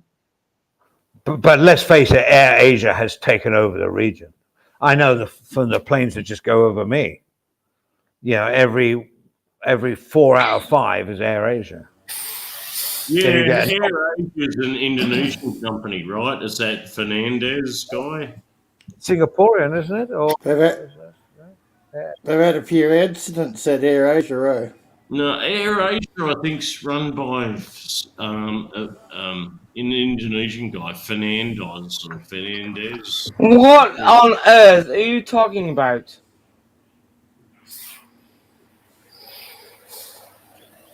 It's me, Andy. I'm leaving at the moment. I'm trying to come in on my microphone on another computer now. You feel compelled. I mean, I do feel compelled. The power of Annie compelled me. Avery. What up, Adrian? How you doing, man? Avery, my dude. How you doing? How you doing, man? I'm not here to be a fucking asshole to you or anyone. Yeah, you're not going to be a fucking asshole to anyone, for fuck's sake. No, I'm not. I'm not. I'm just trying to... Don't be an asshole, Avery. Avery, you've copped...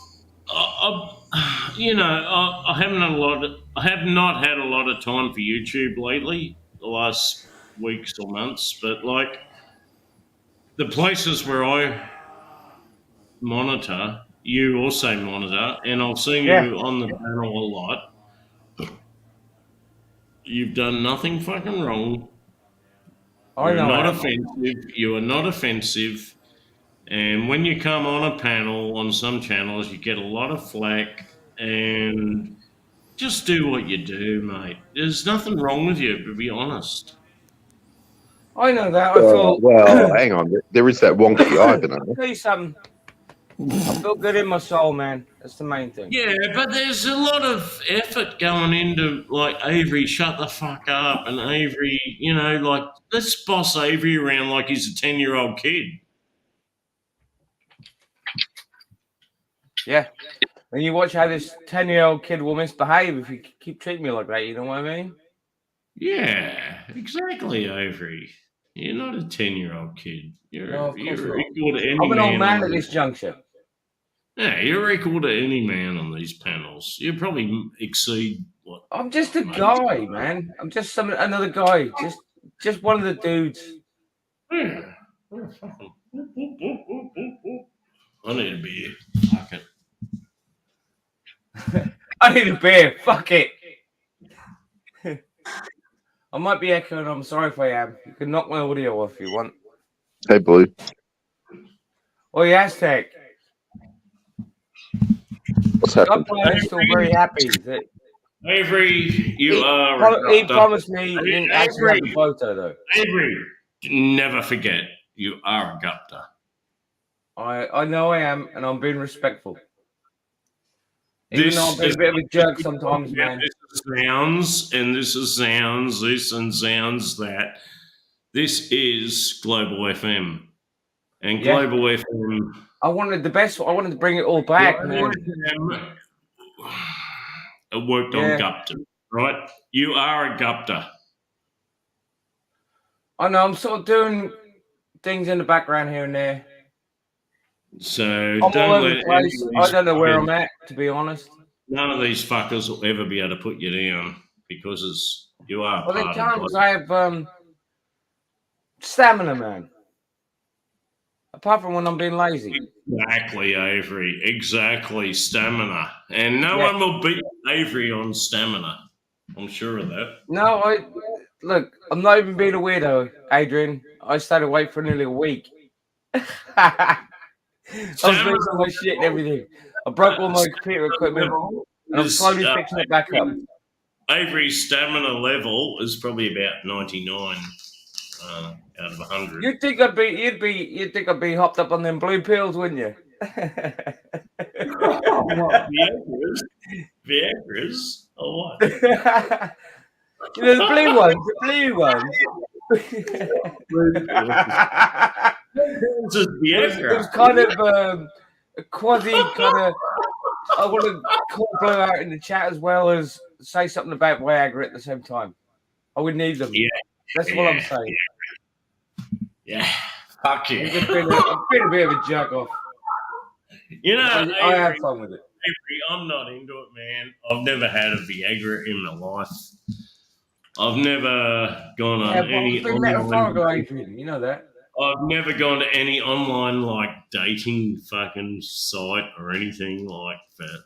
I've never had a need. I've always been married and shit. You know, last thing you go thinking about is like going to a dating What about site. them birds that give you the free chocolate cake?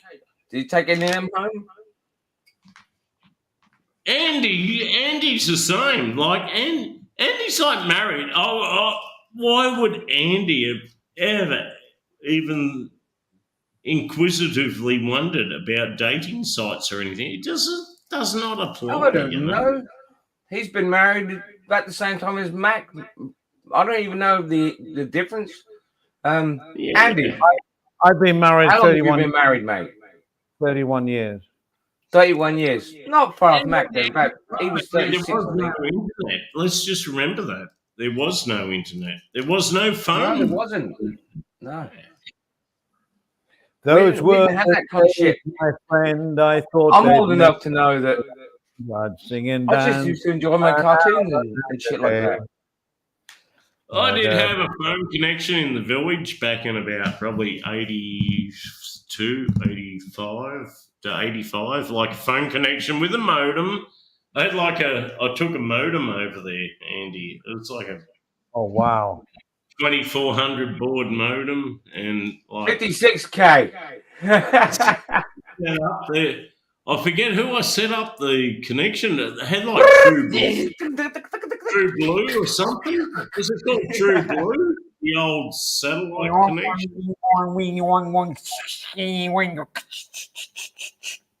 connection. The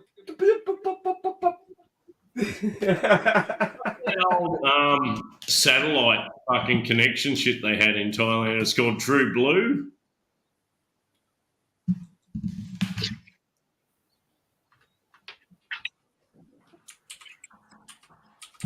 True Blue. I can't remember. Something like true, just true. We have True now. True's everything now. Everything's true. Yeah, true. we had True back in like 1982 or 1984, like a satellite. I think it was Taxon satellite actually that could provide like basic internet and TV shit.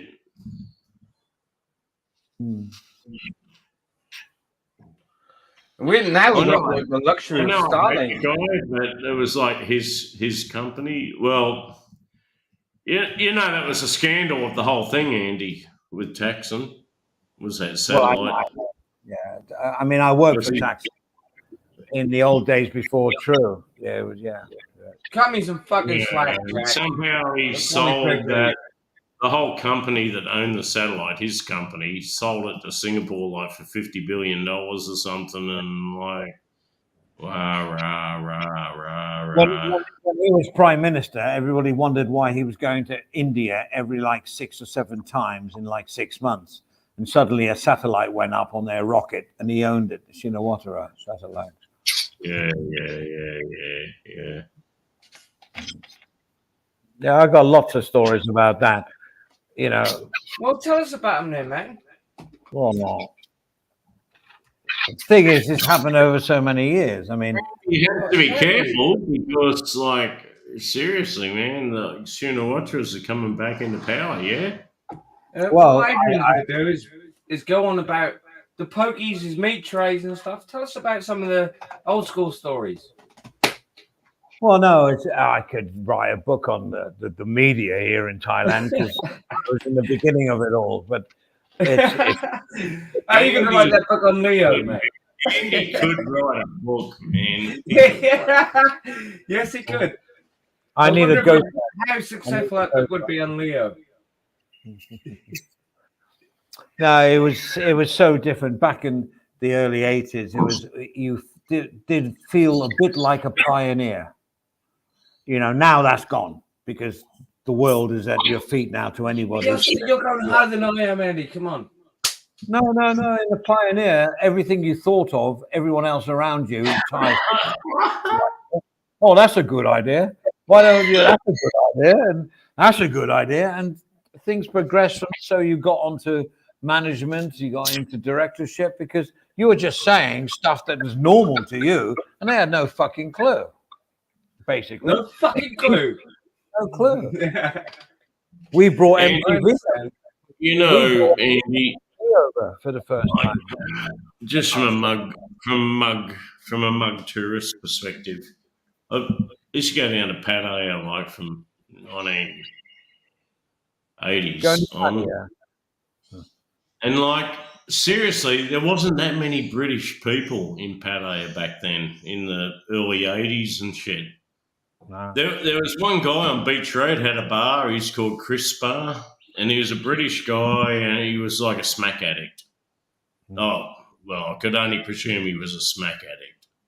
I knew most drugs What would back make then. you presume he was a smack addict? Imagine Did he that act guy. shady? Was he shifty?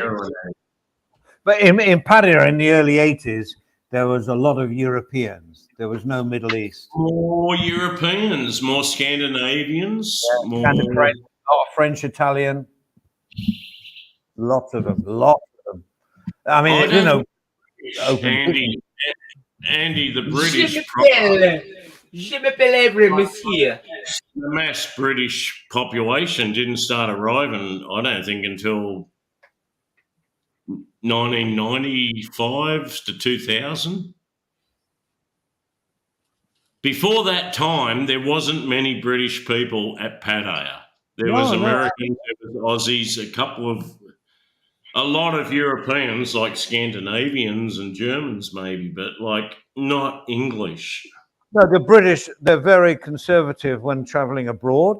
And the we're very package, hang on. The package tours opened up Europe to the British, Spain, basically. The Torremolinos, the Benidorms, the Malagas, and everything else, because they could fly cheap on an airline to somewhere where they could stay in a hotel, all expenses paid for their airline ticket, and they'd have their English breakfast in the morning, they'd have their lunch, they'd have their dinner of roast lamb or whatever they wanted, and that's as far as they went. Thailand, Asia was a thing that happened in the 90s, later 90s, when people got used to traveling. It's if you want to look upon it on a social point of view, it's the nucleus family compared with the extended family. And the extended families now, back then in the 90s, they were working for companies that said, well, we'll fly to Hamburg and you can be the general manager of the Hamburg company. And then it was Asia and you could fly to Thailand and then the expat British. It grew and grew and grew. It died a death about 9 years ago. Everyone's left because there was no money to be had on the let's turn the camera up. So, Andy, when would you say, Andy, the British hordes started arriving in Thailand, particularly Pattaya, Bangkok, Pattaya? 90 upwards. 95 upwards? Well, 90. I mean, hey, I can't put a specific number on it, but it was 93 was different from 83. I know when I very first started going there was hardly any British. But the British people I met back in 83 were really like explorers, and they were really cool dudes. They weren't hippies, but they were like free spirits, and they were really, really good guys. Like a 2-week holiday tourist, right? Just banging everything they can do and drink whatever they can drink. But the British didn't know. I mean, there's a saying, the British don't travel well, a bit like Americans, you know, they don't travel outside their country very well. But now it's different. Now it's totally different. Yeah, it's hard for you to talk about, Andy, because there is, you're British and well, you're exempt from my talk. But, I'm not biased. You know, the English people, I think, don't represent themselves well in Pattaya, but what nationality does? No, none of them do. The Russians, Aussies, it doesn't matter who they are. It doesn't. Exactly. They don't represent That's a good thing, because most of the times when us travel overseas, we don't know how to act. We act like fucking morons. We're like bullies and shit like that. It's like, hey. We act like we're at a football game. English people are very set in their ways, you know, and are willing to go outside of those ways. And anything outside of those ways is foreign. If it's foreign, it can't be good. That's the old feeling about traveling. Now it's totally different. Of course, it's totally different. Totally. I think we're all Andy, capable of adapting. We can change. Andy, it is totally awesome to have Andy on the panel here on this fine Saturday afternoon. I miss this old man. Hey, I look younger than you.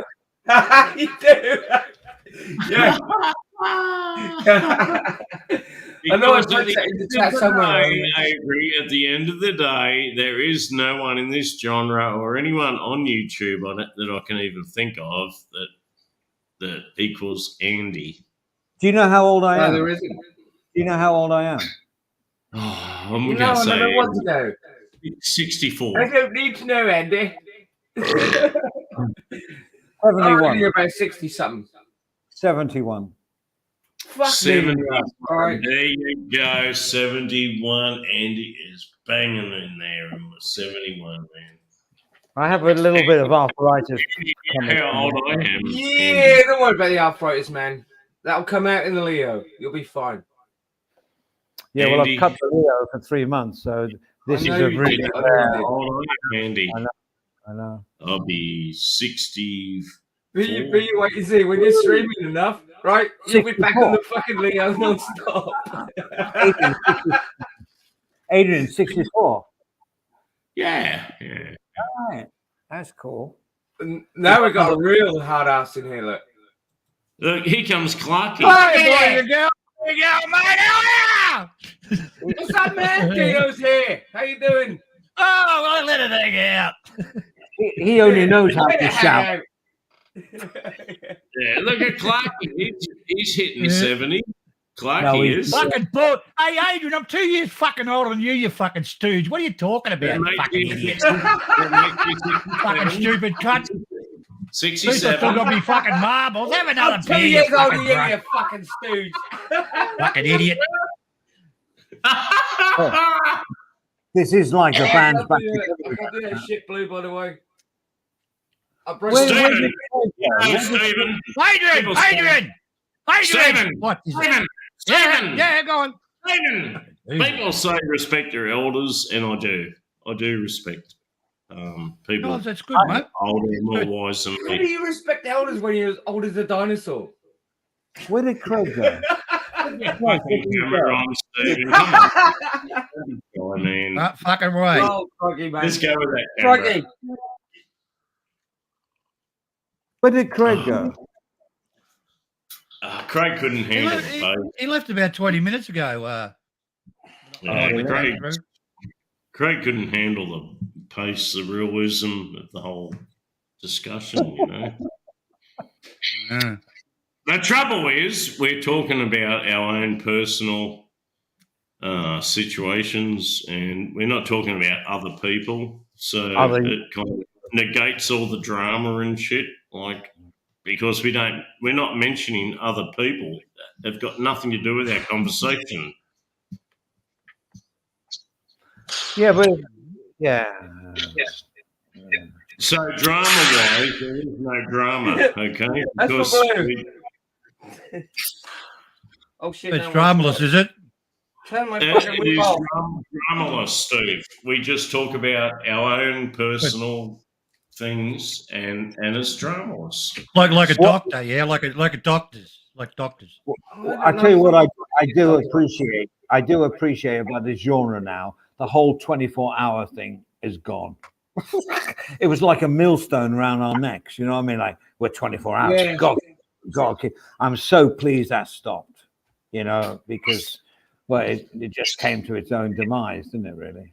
You know what I mean? Oh, I think pretty much Andy, and then the rest of us Andy, went I completely think insane. it's totally awesome. If you started this stream, I don't know who started the stream, but if you started this stream and you got this stream running like this, fucking big ups, man. That's awesome. That's excellent, Andy. Seriously. Our baking oven has. That time you put in a bit of work, Andy. Hey, mate, this is pleasure. This is absolute pleasure. Pull your fucking finger out, boy. No, my ovens. My ovens. Well, I did 72, boy. Andy is the original OG guy. Okay, the original guy, the OG guy. I wouldn't know if I met Andy in the street. I wouldn't know you're 70. I'd probably You wouldn't know if about you 64 felt or something. hello. You don't look your age. I'll give you that. No, I'm not sucking your ass. No, no. Thank you. Like, at our age, it's nice to know that. The original OG guy. Yeah, Andy, big ups, man. I love you. Do you? How much, I Adrian? do. There's only one person on YouTube I really love is Andy. I know. Oh, that's beautiful. Andy, I talked with Andy a little bit privately. Not much. Oh, that's good. That's just very much, very little. Just sometimes g'day, but like Andy has been the utmost best friend. Sounds like you're looking to get a tattoo of Andy. Without expecting something, like without expecting anything. And he's been awesome. And thank you, Andy. You are probably one of the fucking better guys we'll ever see in the YouTube genre of Thailand. Any time of day. I mean, to meet fellow YouTubers, I'd meet anybody. Well, no, that's not true. But you know, obviously, Steve Clark, I would meet like tomorrow. If he said, "Andy, I'm here," and I'd meet him tomorrow. Adrian, of course, bro. But and this goes back to the original theme when I opened the stream was the good guys on this genre never get the mentions. It's always the ones that are the ones that stuff. And that, I personally think that is like that's it's not wrong because who says right or wrong, but to me that's a little imbalance, to say the least. You know. Here's an example. Here's an example of Andy's power in the Thailand community.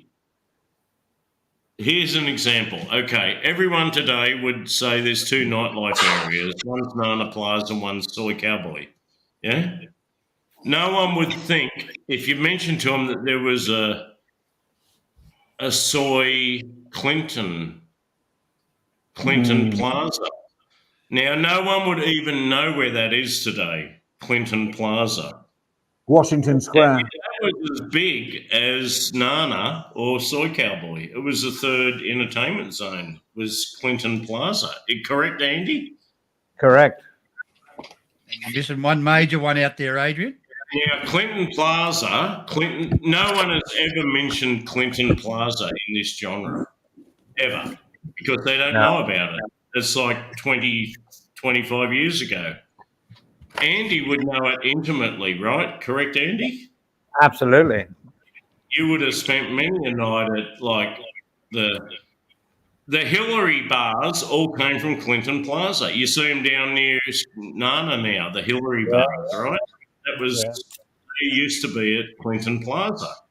I used to know the owner of the Hillary, well, now franchise, the Hillary guy that started it all off, Clinton Plaza. Oh yeah.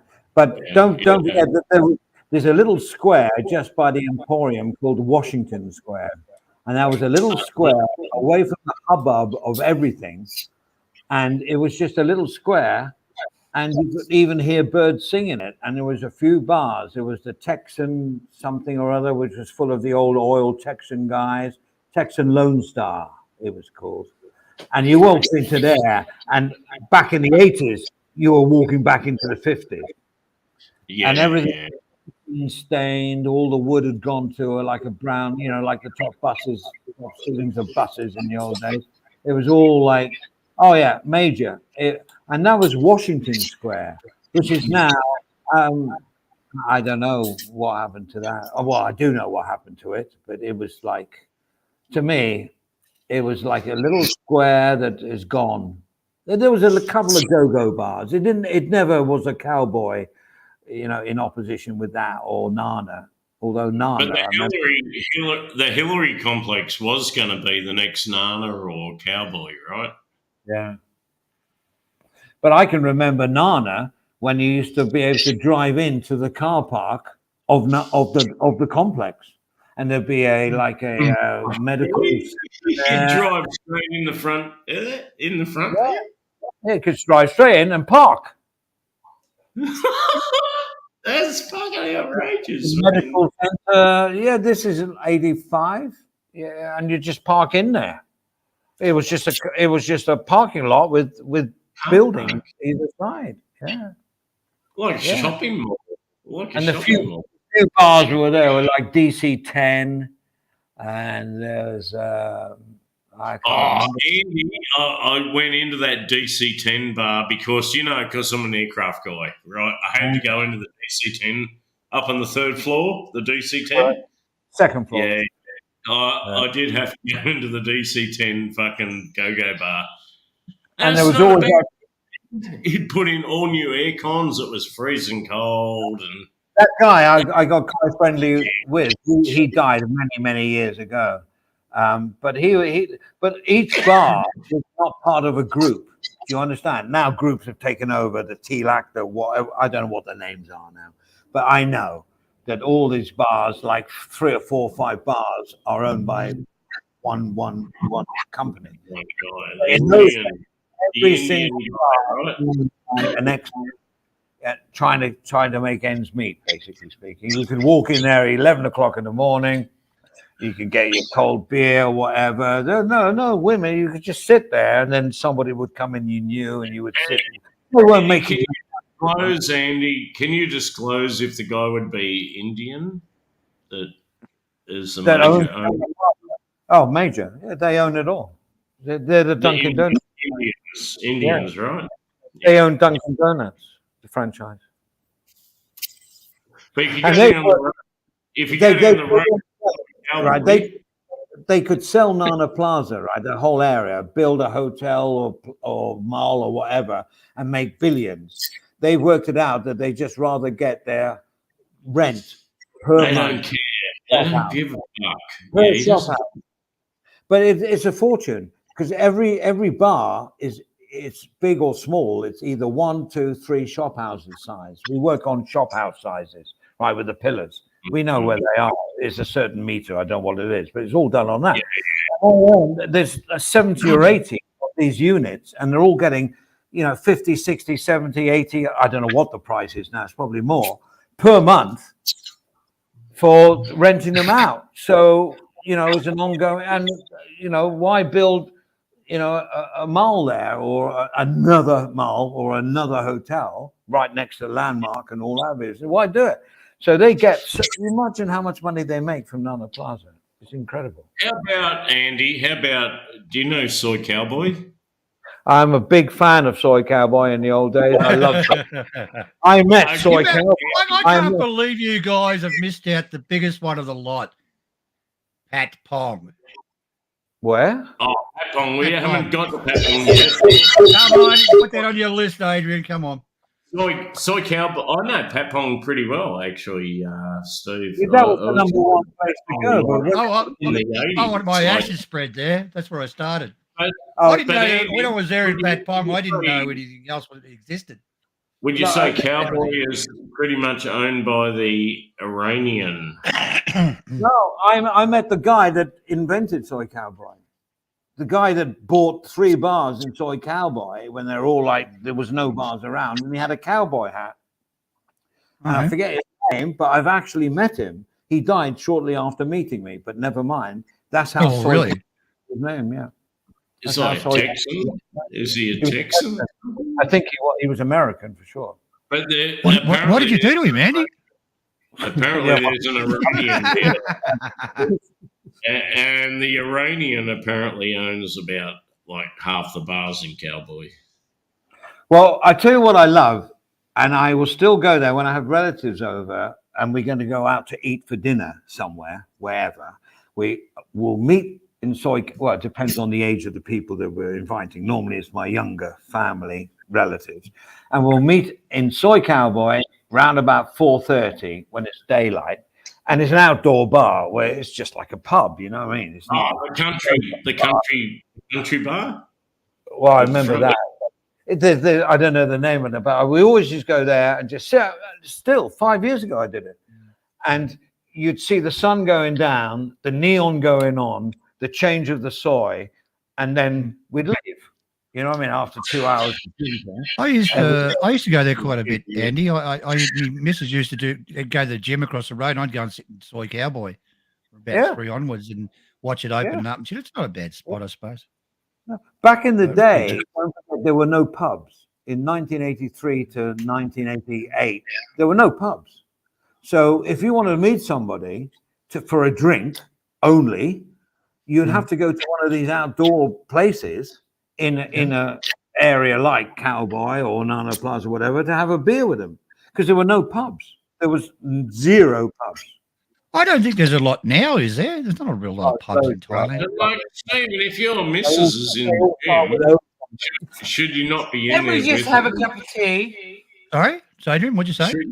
Should you not be in the gym with your missus? I was most of the time, mate. I'm very fast, Adrian. I'm very, very fast with the weights and that, mate. I'm like a fucking machine. I finished hours before I ran across the Nana and put the weight back on, up to Soy Cowboy. Oh. You should have been in that gym. I was fast, mate. I was fucking fast in the fucking gym, mate. I think I remember that gym.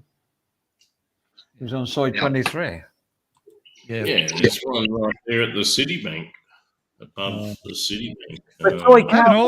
Adrian, I haven't always been a fat, horrible cunt. I was fucking quite well built once. I can send you some photos if you want. We've seen them. Yeah, but instead of sitting in a bar in Soy Cowboy, well, your missus is in the gym on the corner of it. You should have been up there with her on the gym shit. I didn't need to go, Adrian. I was fully 20 kilos on the bar or something. Oi, Clarky, send me more pics or I don't believe you. Avery, turn off your echo. You got your echo on, mate. Avery's got 2 things open, I think. Wow. He's probably on Johnny's at the same time, right? Avery, you got 2 things? Nobody but Avery and then Panther.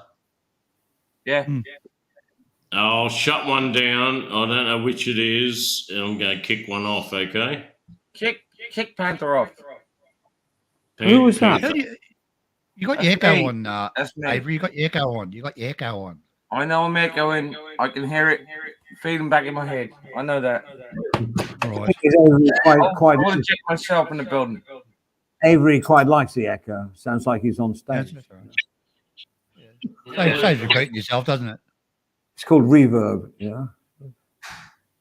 No, I used to sit in Soy Cowboy for a lot there, Andy. When they were opening up, it was quite good fun. People a lot of the because I didn't have much contact with Falungs at the time, because I didn't really want to. So I'd sit there and talk to the Falungs for a minute, but and that's what it was. It was a social point. It wasn't down to go-go. I mean, it was there, and then people, but a lot of people like you, obviously, and me for sure. I just sat there to meet my friend and then meet somebody else because there was no pubs. There were loads of pubs now everywhere. A little bit of a story. I was sitting there with one guy and he's saying how disgusting it was and how could they go for these young chicks and shit and stuff like that. And one young girl, because she was fucking gorgeous, Andy, at 22. I'm not going to touch it. Did she have did she have black hair? I think so, mate. I can't remember. Anyway, I was sitting there talking to her and she's fucking Andy, 10 out of 10. I said, why do you work at Nana Plaza? Well, you lost your job. I said, no, I used to work for the government up in Chiang Rai, but I quit it because there wasn't enough money. I said, oh, you're forced to work there. No, I just like sex. Are you kidding? So the guy was sitting next to me talking to come over with his missus, and next minute he disappears with her into the after saying it was disgusting and shit. He disappears into one of the rooms with her. Jesus. Wow. Fuck you. Well, yeah. I mean, I'm not I'm not an expert of now bar fines or whatever. I never used to. no. But you know, we happened in the old days. I never bar find anybody, but because I never took chicks from the go-go bar, I'd be more like, no, because it was all too commercial for me. But I mean, I did, but more freelancers that you could sit down. They weren't, you know, like going for lady drinks. And I know it sounds awful now, to be honest. But, yeah, I don't know. It changed. I didn't used to. It's got. I didn't used to go. I didn't used to go to the bars, Andy. Because I had a missus. I didn't go to them. I just went there to have a beer. And someone would want to meet me when I was over there, and they'd want to meet in Nana Plaza. That's the only reason I went there. But many times I went there with Mal. And I used to meet Warren Girders there. That was the meeting place because everybody knew where it was. We met at what's that one there? That big bar. Franchise one. I can't remember the name of it. Where? In Nana Plaza, the franchise one. Oh, I don't know. So when you first get in there on the right. Toy boy, tiny dancer, toy. No, it's a big one there. It's big. They all wear uniforms. Lollipop or something. I don't know. I haven't been there for 3 years to Nana Plaza. It was good. Yeah, but back in the days, it was all sort of like I don't know. As I said, you felt like you were a pioneer in everything. It made you, you know, you felt good. You know, maybe that was my youth. Maybe I met in Soy Cowboy. I met Steph Travel. You know Steph Travel, don't you? Yeah. I met him there, and he'd never done live streams before. And, no, you do it this one. I showed him how to do it, and done his first live stream from there. Oh, really? Yeah. So you taught Steph Traveller. Yes, I did. Yes. You taught Steph Traveller how to live stream. That's right. I've still got the video, actually. If he denies it. Today, Steph Traveller, I don't want to put a position on it, but like he's probably about 4th or 5th in the genre. Yeah. Well, this is going back to my who are the good guys and who are the bad guys in this genre.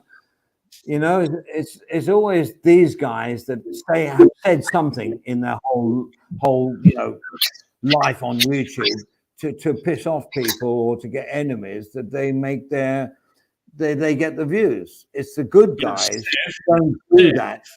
Don't basically. But Steph has held a position. He has held a position. He hasn't been kicked off or he hasn't disappeared or done anything. He's like, Steph holds his position and good on him. Yeah, absolutely.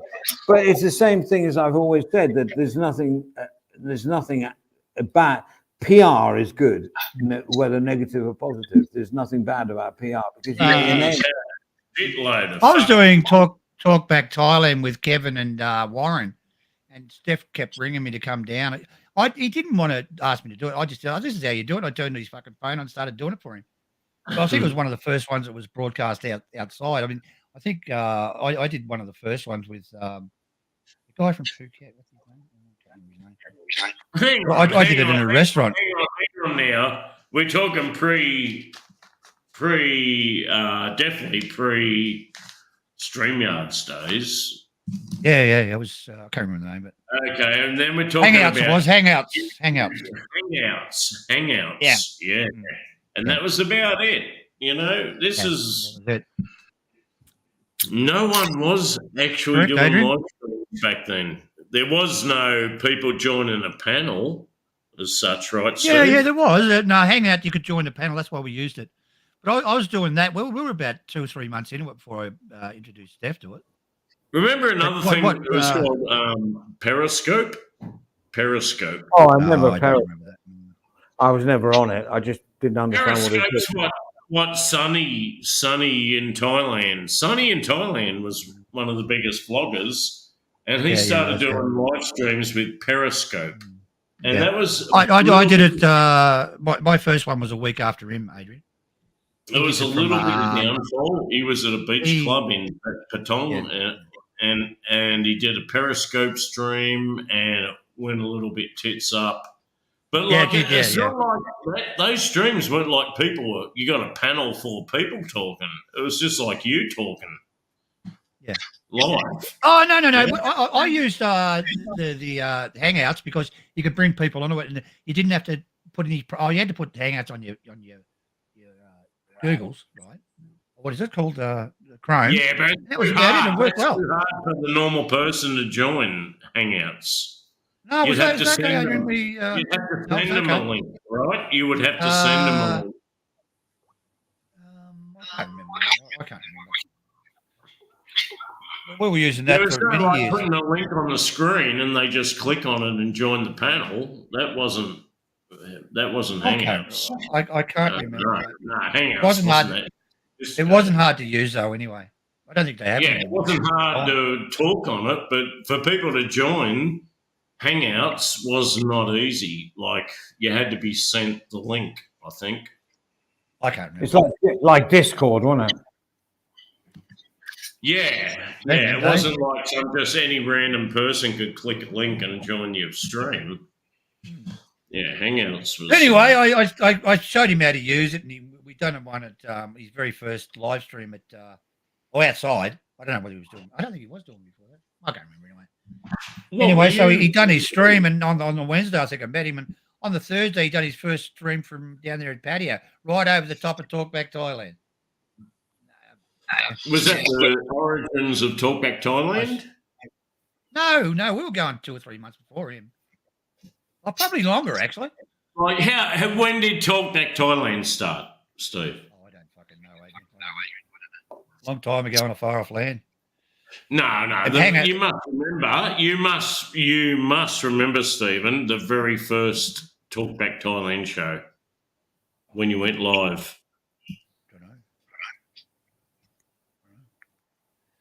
Is there a time? When is that time? Oh, I'd have to look it up. I don't know. No, Steve's like me. I have no idea of time things. Yeah. I can't remember. I did live streams. I did live streams by myself from home. 1998, 1997, 1996. I don't know. They didn't even have internet in that days, Adrian. It was only dial-up. Anyway, so I did a couple of streams from home, and Kevin rang me up and wanted to know how to do it, and I suggested him, why don't we do a team thing like we all do it and stuff like that, and it was TeamView, and that's how Talkback started. I remember TeamView. I was using TeamView. Everybody was using TeamView. I can't remember how it worked and shit. It was a long time ago. How did it come to, Stephen, that I got joined with, connected with Talkback Thailand? I asked you to go on there. Okay, it's 2018. Let's go back to 2018. You were coming on as a guest, okay? And Suckerhorn left, and I asked if you wanted to come on permanent, and you did. And so did Johnny Siam. I said, Johnny Siam, you want to come on permanent? Before I guessed, was I like making comments in the chat, or what? Yeah, it started. Then you come on. Then you come on the stream. I showed you how to do it on. Is that the time I was in Thailand? Is that the time I was in Thailand? I don't know, Adrian. I can't remember, mate. I think it must have been. I remember going around these stupid fucking. Oh yeah. You were in Thailand. I don't know if I was. They weren't stupid. JG. I could never get a good connection. We were always getting echoes. It was just fucked up, man. JG says that he did his first live stream in Copenhagen when he was going to Thailand for the very first time.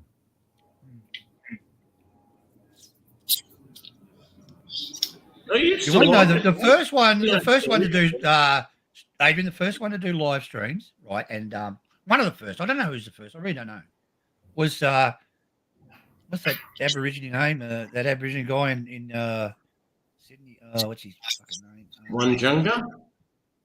Yeah, it could be it. Yeah, it could be his middle name. What's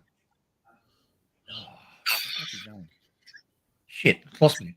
But he was doing it. We used to go on there with Loveridge, me and Loveridge. That's how I met Mark Loveridge. We used to go on there on a regular thing. Mark Loveridge, that was legend. That was like he is a legend, Mark Loveridge. Yeah, he is. I've met him. Good guy. He came to my house for a lunch. Trust the guy of my life, mate. Yeah, Mark came with his wife and kid to my house, and then we went off to celebrate a Halloween thing at a place nearby. Really, Andy? Truly, Mark Loveridge. Yeah. Yeah, he's a fucking good guy, eh? I found a he's a great hotel guy, for him yeah. nearby and picked him up, took him to the house here, and then we all went off. And we did a Halloween thing at a Mexican restaurant, Key Pasa. And I've never met him, Andy. I've never met him physically. he is what you see. He is what you see is what he was. I just know I've met him a few times, Andy. I went and stayed at his place and everything. Yeah, I've only met him once, but yeah, great. Yeah, great little memory. Great guy. Excellent. Okay, I might call the stream if anybody else is wanting to do something, but Banana's still there. But, I'm still here. I don't know for how long. But you can hang on if I go. Right? Few people in the chat. Yeah, I can hang in. I'll just see what's happening. I've got a lot of content to add, Andy. It's all just personal shit, you know, what I'm doing. No one wants to know what personal shit you're doing. No, then we can always talk about other YouTubers, and then we get all the fucking views, and people want to join. And yeah, we need to talk about other people and express opinions on other people. Like, yeah. There you go. Okay, guys, I'm going. I'll leave it with Adrian until he knows what he's doing. And nice to talk to you, Steve, as always. Right, mate. And Jeez, Craig. Andy, you're the man. You are the man. Okay, bro. That's very nice. Okay. The main man. You are the main man. All right, if you go, I'll go too, mate. Well, that's the end of the stream then, really. Got me dinner. Shall I close the stream? No, just leave it up. Someone might join. We get someone.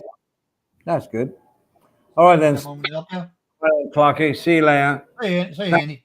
Adrian, yeah, always a pleasure, mate. Yeah, and speak to you soon. Okay. All right, cheers, Thanks thanks to the chat as well that was on here and Sheep. We've had 3 real OG guys on the panel here right now with Andy and me and Clarky, and really,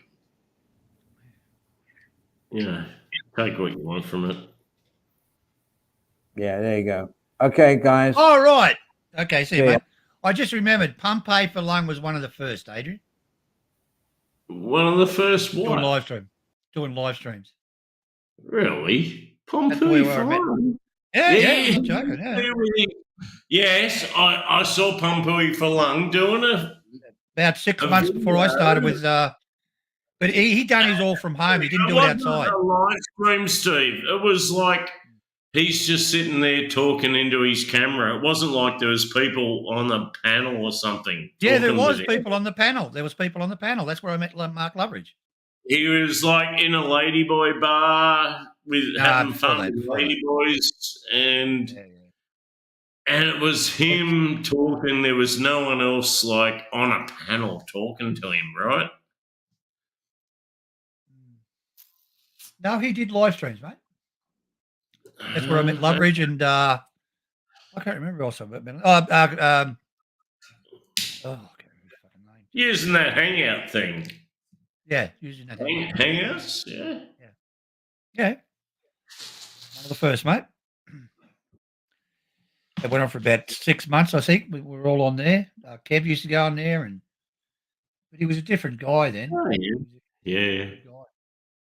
And then I left there, I think, because shit was starting to get funny over there. And I started doing live streams from home. And Pompeii come on as a guest sometimes because he was good. He was a good guy once. And then Kevin called me and asked me how I was doing it and shit, and ended up starting up Talkback. That's how it all eventuated. But what's his name? Sonny was the first one to do it outside. I think so. And he used Periscope. Yeah. I don't know, man. And I did it a week after him from a restaurant. Mm-hmm. Yeah. It was good. And it was shit. Prince. That's where I met Prince as well. You remember Prince? It was total shit. Yeah. Yeah, it was didn't do himself well with that one. It wasn't a total shit. The first incarnation of the live stream would have been total shit. Oh no, it was okay. He had all the gear, mate. You know, he had a good connection. It was the broadcast was okay. It was just the subject wasn't real good. I don't know. I don't remember. He was the first one I know of doing it outside. But I was the second. Look, I've got nothing against Pompuya. I don't know the guy. I don't wish to know the guy. And it's pretty fucking, you know, I had a lot of time for him, Adrian. How are you going to fuck someone of your own gender? We shouldn't be talking about other vloggers, mate. But I don't talk to him. He's not the guy I used to know. Steve, I don't want to be homophobic, but I am to a degree. I've got no time for fucking homos, people that want to fuck their own. Wasn't the point, Adrian? He got on the stream who want to have a dick in their mouth. I've got no time for it. I know. You know, it's just like fucking not normal. It's not normal. He started up his stream one day. Loveridge was there and all that bloody thing, and he started on about the homosexual stuff. Everybody left him, mate. Everybody left. I had more cocks in my mouth than any of you cunts. Yeah. And everybody left. Then he had a fight with Dad and Dave, and you know he was getting into Dad and Dave, and you know so everybody left. Collapsed. Yeah. I'm not gonna wish bad on the guy, but like. He is of an alternate sexuality thing. I don't talk to him anymore. I don't go with. I'm a traditionalist. Like, I just believe man and woman have sex, and that's about it. And that's the best way, mate. Isn't it? Anything in between is abnormal to me. Until they refine the robots, mate, you got to put up with the real ones. Yeah. They're getting there. But I used to watch Pompui, and most of the shit was like he'd be in the dingiest, fucking nastiest back soys with ladyboys and fucking doing. I don't know. Fucking shit. That's why a lot of people left him. It was just fucking nasty, like. And then he attacked Eddie, the wheelchair Andy. What's his name? Oh, the wheelchair guy. And then he attacked you. Yeah. And he attacked that was later on. That was about 2 years later. He disappeared. He lost his channel. He attacked everybody. He attacked you as well. He attacked all of us with Klaus. Yeah, all of us. He was Klaus. Yeah. Exactly. That's what I broke off contact with him completely. I'd never had nothing to do with that guy, and that Klaus thing. He come out. And I don't think Johnny had much to do with him either. Neither did Johnny, but it was like an opportune thing. He got set up. I've never done a wrong thing by that guy. I always stuck up for him, and he just got set up in my 2-bar and did that fucking bullshit. And okay, credit to him. He doesn't give a fuck. He's just having fun, and that was fun for him. But it's not fun for me. But after that Klaus thing, he came on to talk back Tyler and apologised to everybody. No, that was the end of it. I said, okay, that was the end of it. And then a couple of months later, he went on to with my 2-bar and started going silly. Yeah. I haven't spoken to him for years, mate. I don't want to. I got no need to have any care about it, but really. He's not the guy I knew. So anyway. Yeah, well. And loser in life. Yeah. You know, in the matter of living your life on a day-to-day, daily basis and what you do in society with your life. Do you help society? Do you do anything on a day-to-day basis? And in that case, you could say no. There is absolutely zero positive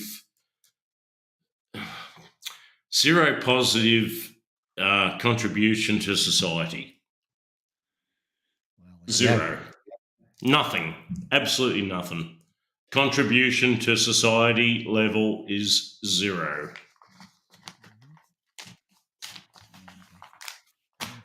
And the day the AI takes over and starts eliminating people and that, I won't be fucking surprised, mate. These people just disappear. They are zero. The world has an opportunity with AI. If they use it correctly, it can benefit humankind very well. But if they misuse it, it's going to fucking. Now we got an experienced man here, Panther. Yes. Somewhat experienced. Echo Man. I'm echoing, I think. Yes. Oh, you can still hear that nasty echo. Fuck. Yes, mate. Panther. It's on your fucking mixer, Adrian. It's on your mixer. I don't want a Panther. Panther. I don't want to have the whole fucking spiel again, but the people who have contributed nothing to society, Panther, contributed nothing and added nothing to society as in their local community or the bigger picture. Will you be surprised if they're just like eliminated? No.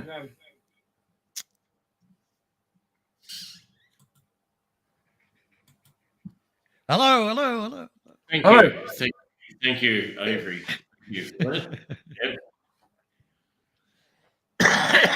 Great input, Avery. Very good. No. Clarky, all I said was no. I wouldn't agree with that. No. It was an authoritative no. That meant fucking no. Hell no! No means no. When those people are eliminated, there will be no remorse. There will be no remorse. There will be no remorse. Can you elaborate on your no? Why? No? No regrets. How about I just send you a message, Clarky? There will be no regrets. There will be no remorse, and there will be no sentimental bullshit. No. At the end of the day. Oh, another good answer. No. It's picking up everything. You ain't even clicking. Right. I'm sorry about that. I'm usually much more organized than I am right now.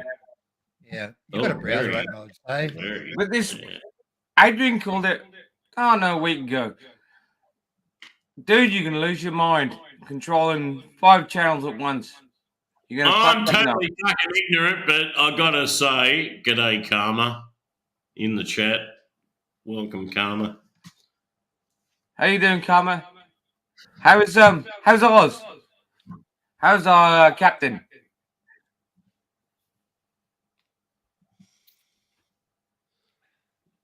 Yeah, Karma is like Karma chameleon. Is she awesome? Go.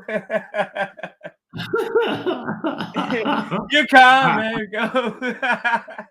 Come on, Avery. That's a good song, man. I know it is, man, but I can't play it. This is the problem. I'm here with my fucking shoes off, Adrian, man. I'm naked. You actually look like Boy George, you know, Adrian. Avery, sorry. You don't need shoes and you don't need clothes. You know that. I don't need to take my pants off to have a good time. Yeah. Fucking hell, dude.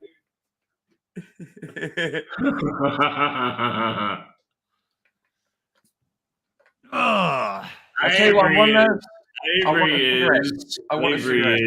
feel like I want to smoke after sex. Avery is a man who needs very little in life, you know. I don't know why he needs very fucking little, actually. For a person but I come with for power, for a person to sustain Avery requires very little. Yeah. This is why I'm not with a woman. They couldn't put up with me. Well, women are too overpowering. I have the stamina I have. I got hold of them real fast. They are very fucking overpowering, Avery. The minute you have a woman in tow, Avery, they have you doing shit how they want you to do it, you know? You know what? I did get burnt that bad, Adrian. The last thing she said to me was, don't be so strange. Right? And she also said something about my candles. Mm-hmm. And then organized them. She put 2 candles to the side. Said this Candle? this A candle? it's not so symmetrical. Right? And I'm like, you know what? Every time you call me and you can come in at 1 o'clock, 2 o'clock in the morning, I'm pissed off with you right now. And I wish I could fix this fucking echo, but I'm working on with bricks and mortar right now. Look, your echo sounds pretty good. It's all over the Echo place. sounds good. You got just the right amount of echo happening. Yeah, I don't want I've fucking noticed echo you're on, not man. repeating. You're not repeating yourself at all, so it's working well. I don't like it, man. No, I like it. I'm using Mr. Clark. I'm using a toner microphone on my other computer. Just to get in here. Oh, right. Yep, because I broke everything else. I believe that little bit of echo is good for you, Avery. Yeah. Like I said, you're not repeating yourself at all. No, I'll leave that to you guys. No, the echo's doing it for you. Right over the top of it. Fuck, you're quick, Avery. You're quick. I said that fucking 15 minutes ago, and now you laugh about it. Oh, jeez. No, I'm laughing. Look, I told you, send me a message, man. Yeah, well. Look, do not discount Avery. Avery is a powerhouse. You know, even in my damn time, I could do it better than some of these people. Yes, of course you can, man. But I don't brag about it. I want them to be as good as I am, and I get pissed off at people's lack of ability. Like, in come the on. modern era, you have to talk fast and you have to talk fucking clear. No, I don't have to channel spoon. Right? I don't need to talk fast. Sometimes calm and collected is the best way. Yeah. Sometimes I feel like I've got to repeat myself. You're not wrong on that one. On a panel, sometimes you have to raise your voice because no one wants to listen to you. That poor little voice in the background. For some strange reason, Clarky, people enjoy my company. I don't know why. I haven't figured it out yet. I got no idea. I don't know either. Sounds good. I come in as scuffed as absolute fuck sometimes. I got no idea why so many people love me and want me on their panel. I got no idea. Look, I can go anywhere. Me too. Yep. Well, I'm choosing where I go, though. Like I said, man, you're going to host that. Tar in Thailand. I'm not a fucking stream slut, mate. I am. Have you got any channels where you can't join? Yeah. You got some channels where you've been blocked. You know, you can't join. Have you got any channels like that? Capio. Oh. Stephen, is there any Beach channels? on the ball. I'm not banned from any channels. I'm selective of where I go. It's because I get too excited. I'm too controversial, mate. I say all the dumbest shit. There's a lot of panels I just don't want to go on. I mean, the drama channels, I keep right away from them. I don't even know how to get to them anymore. I rejected them about a year ago. Channels where my fucking take that nobody off. All the bullshit and stuff that goes on. I just make it one way, mate. I don't give a fuck what they fucking say. I just don't fucking care. So I don't get into the fucking drama. I couldn't be fucked with it. You can all have the drama. Hang on a sec. Hey, Gamma, we love you. Culture Club? Yeah, good, weren't they? I reckon Avey looks like the Culture Club. Can we sing a song for Karma? Yeah, sure, mate. Like we love you. Is my echo gone now? It's probably because you're recording or something. Are you recording this? Is my echo gone now? Oh, Stephen, can you think of any sort of love song that you can quickly sing for? I'm not recording anything, Stephen. Sure. Stephen, can you think of any sort of love song that you can quickly sing for? I'm not recording anything. Yeah, now that's because you're got another browser open, Avery. You're recording this. He's got another browser open. No, He's got YouTube. He's got YouTube open. Can you sing a song quickly for Karma? That we love her and we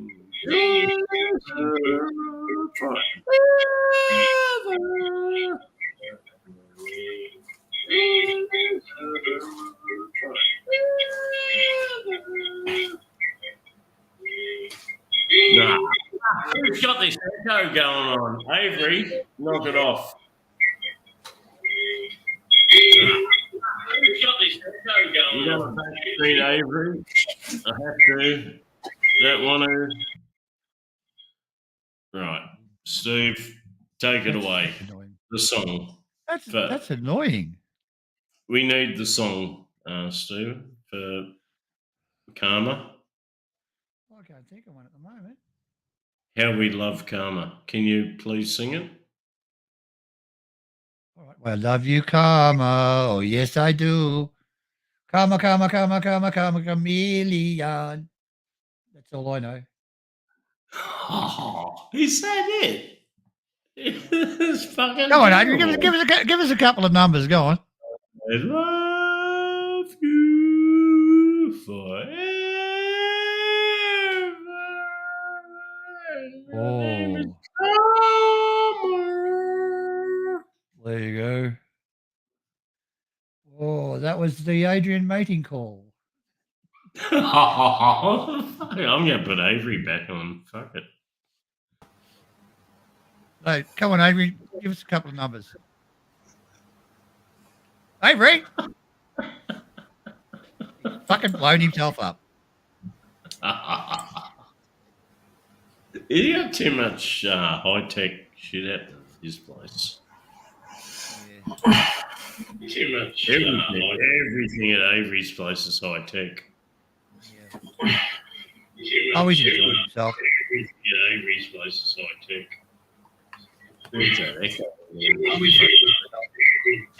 Sounds like you're shitting into a bucket there, Avery. You got too many YouTubes open. Yeah. Oh, well, I think I'll let the road, mate. Come back when you shut down YouTube or something, for fuck's sake. Yeah. I'm really glad in the background, the background image, you know, Stephen, is a picture I took with my own fucking camera. And I'm really happy that that still survives to today. You know, it's not like a picture you get off Google or something. This is a picture I took. Yeah. You know, I took. I beat you off for a second. Sorry, Steve. I'm going to beat you off for a sec. All right. I'm going to beat myself off.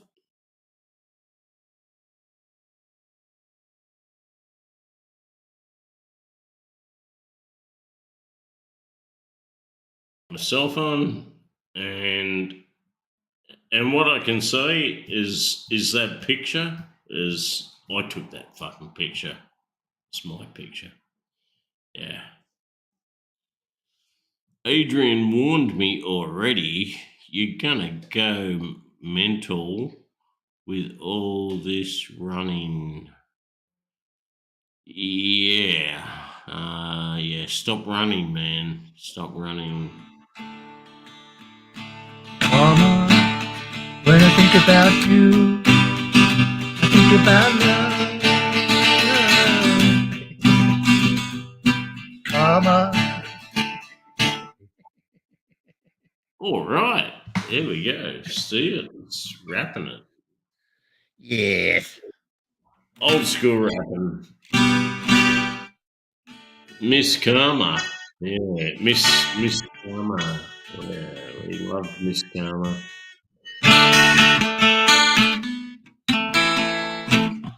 Yeah.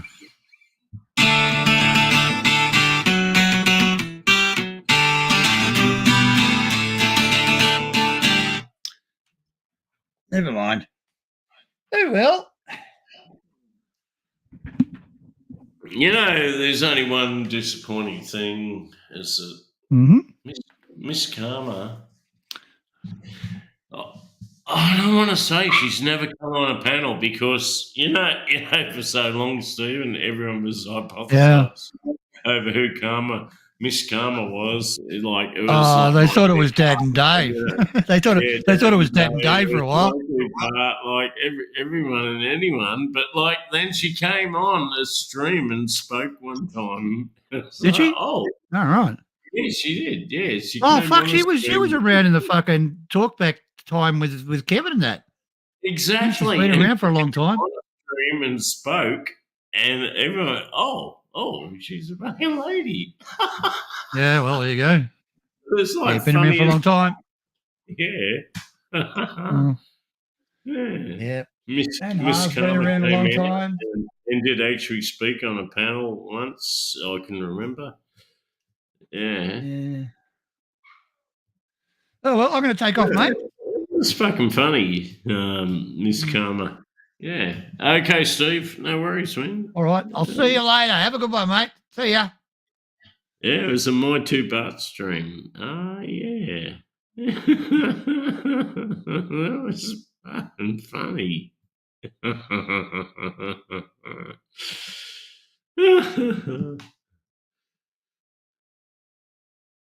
Oh, probably fuck off as well, actually. Stephen's gone. Avery's gone. I'll probably go. All I've got left is a fucking picture.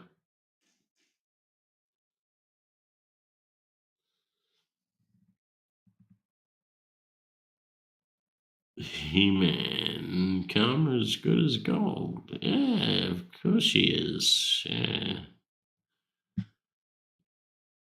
Out of all of our lady visitors, Karma's probably the most stable. Yeah, totally. Anyhow, guys, guess I'm gonna leave and bid you all farewell and good night.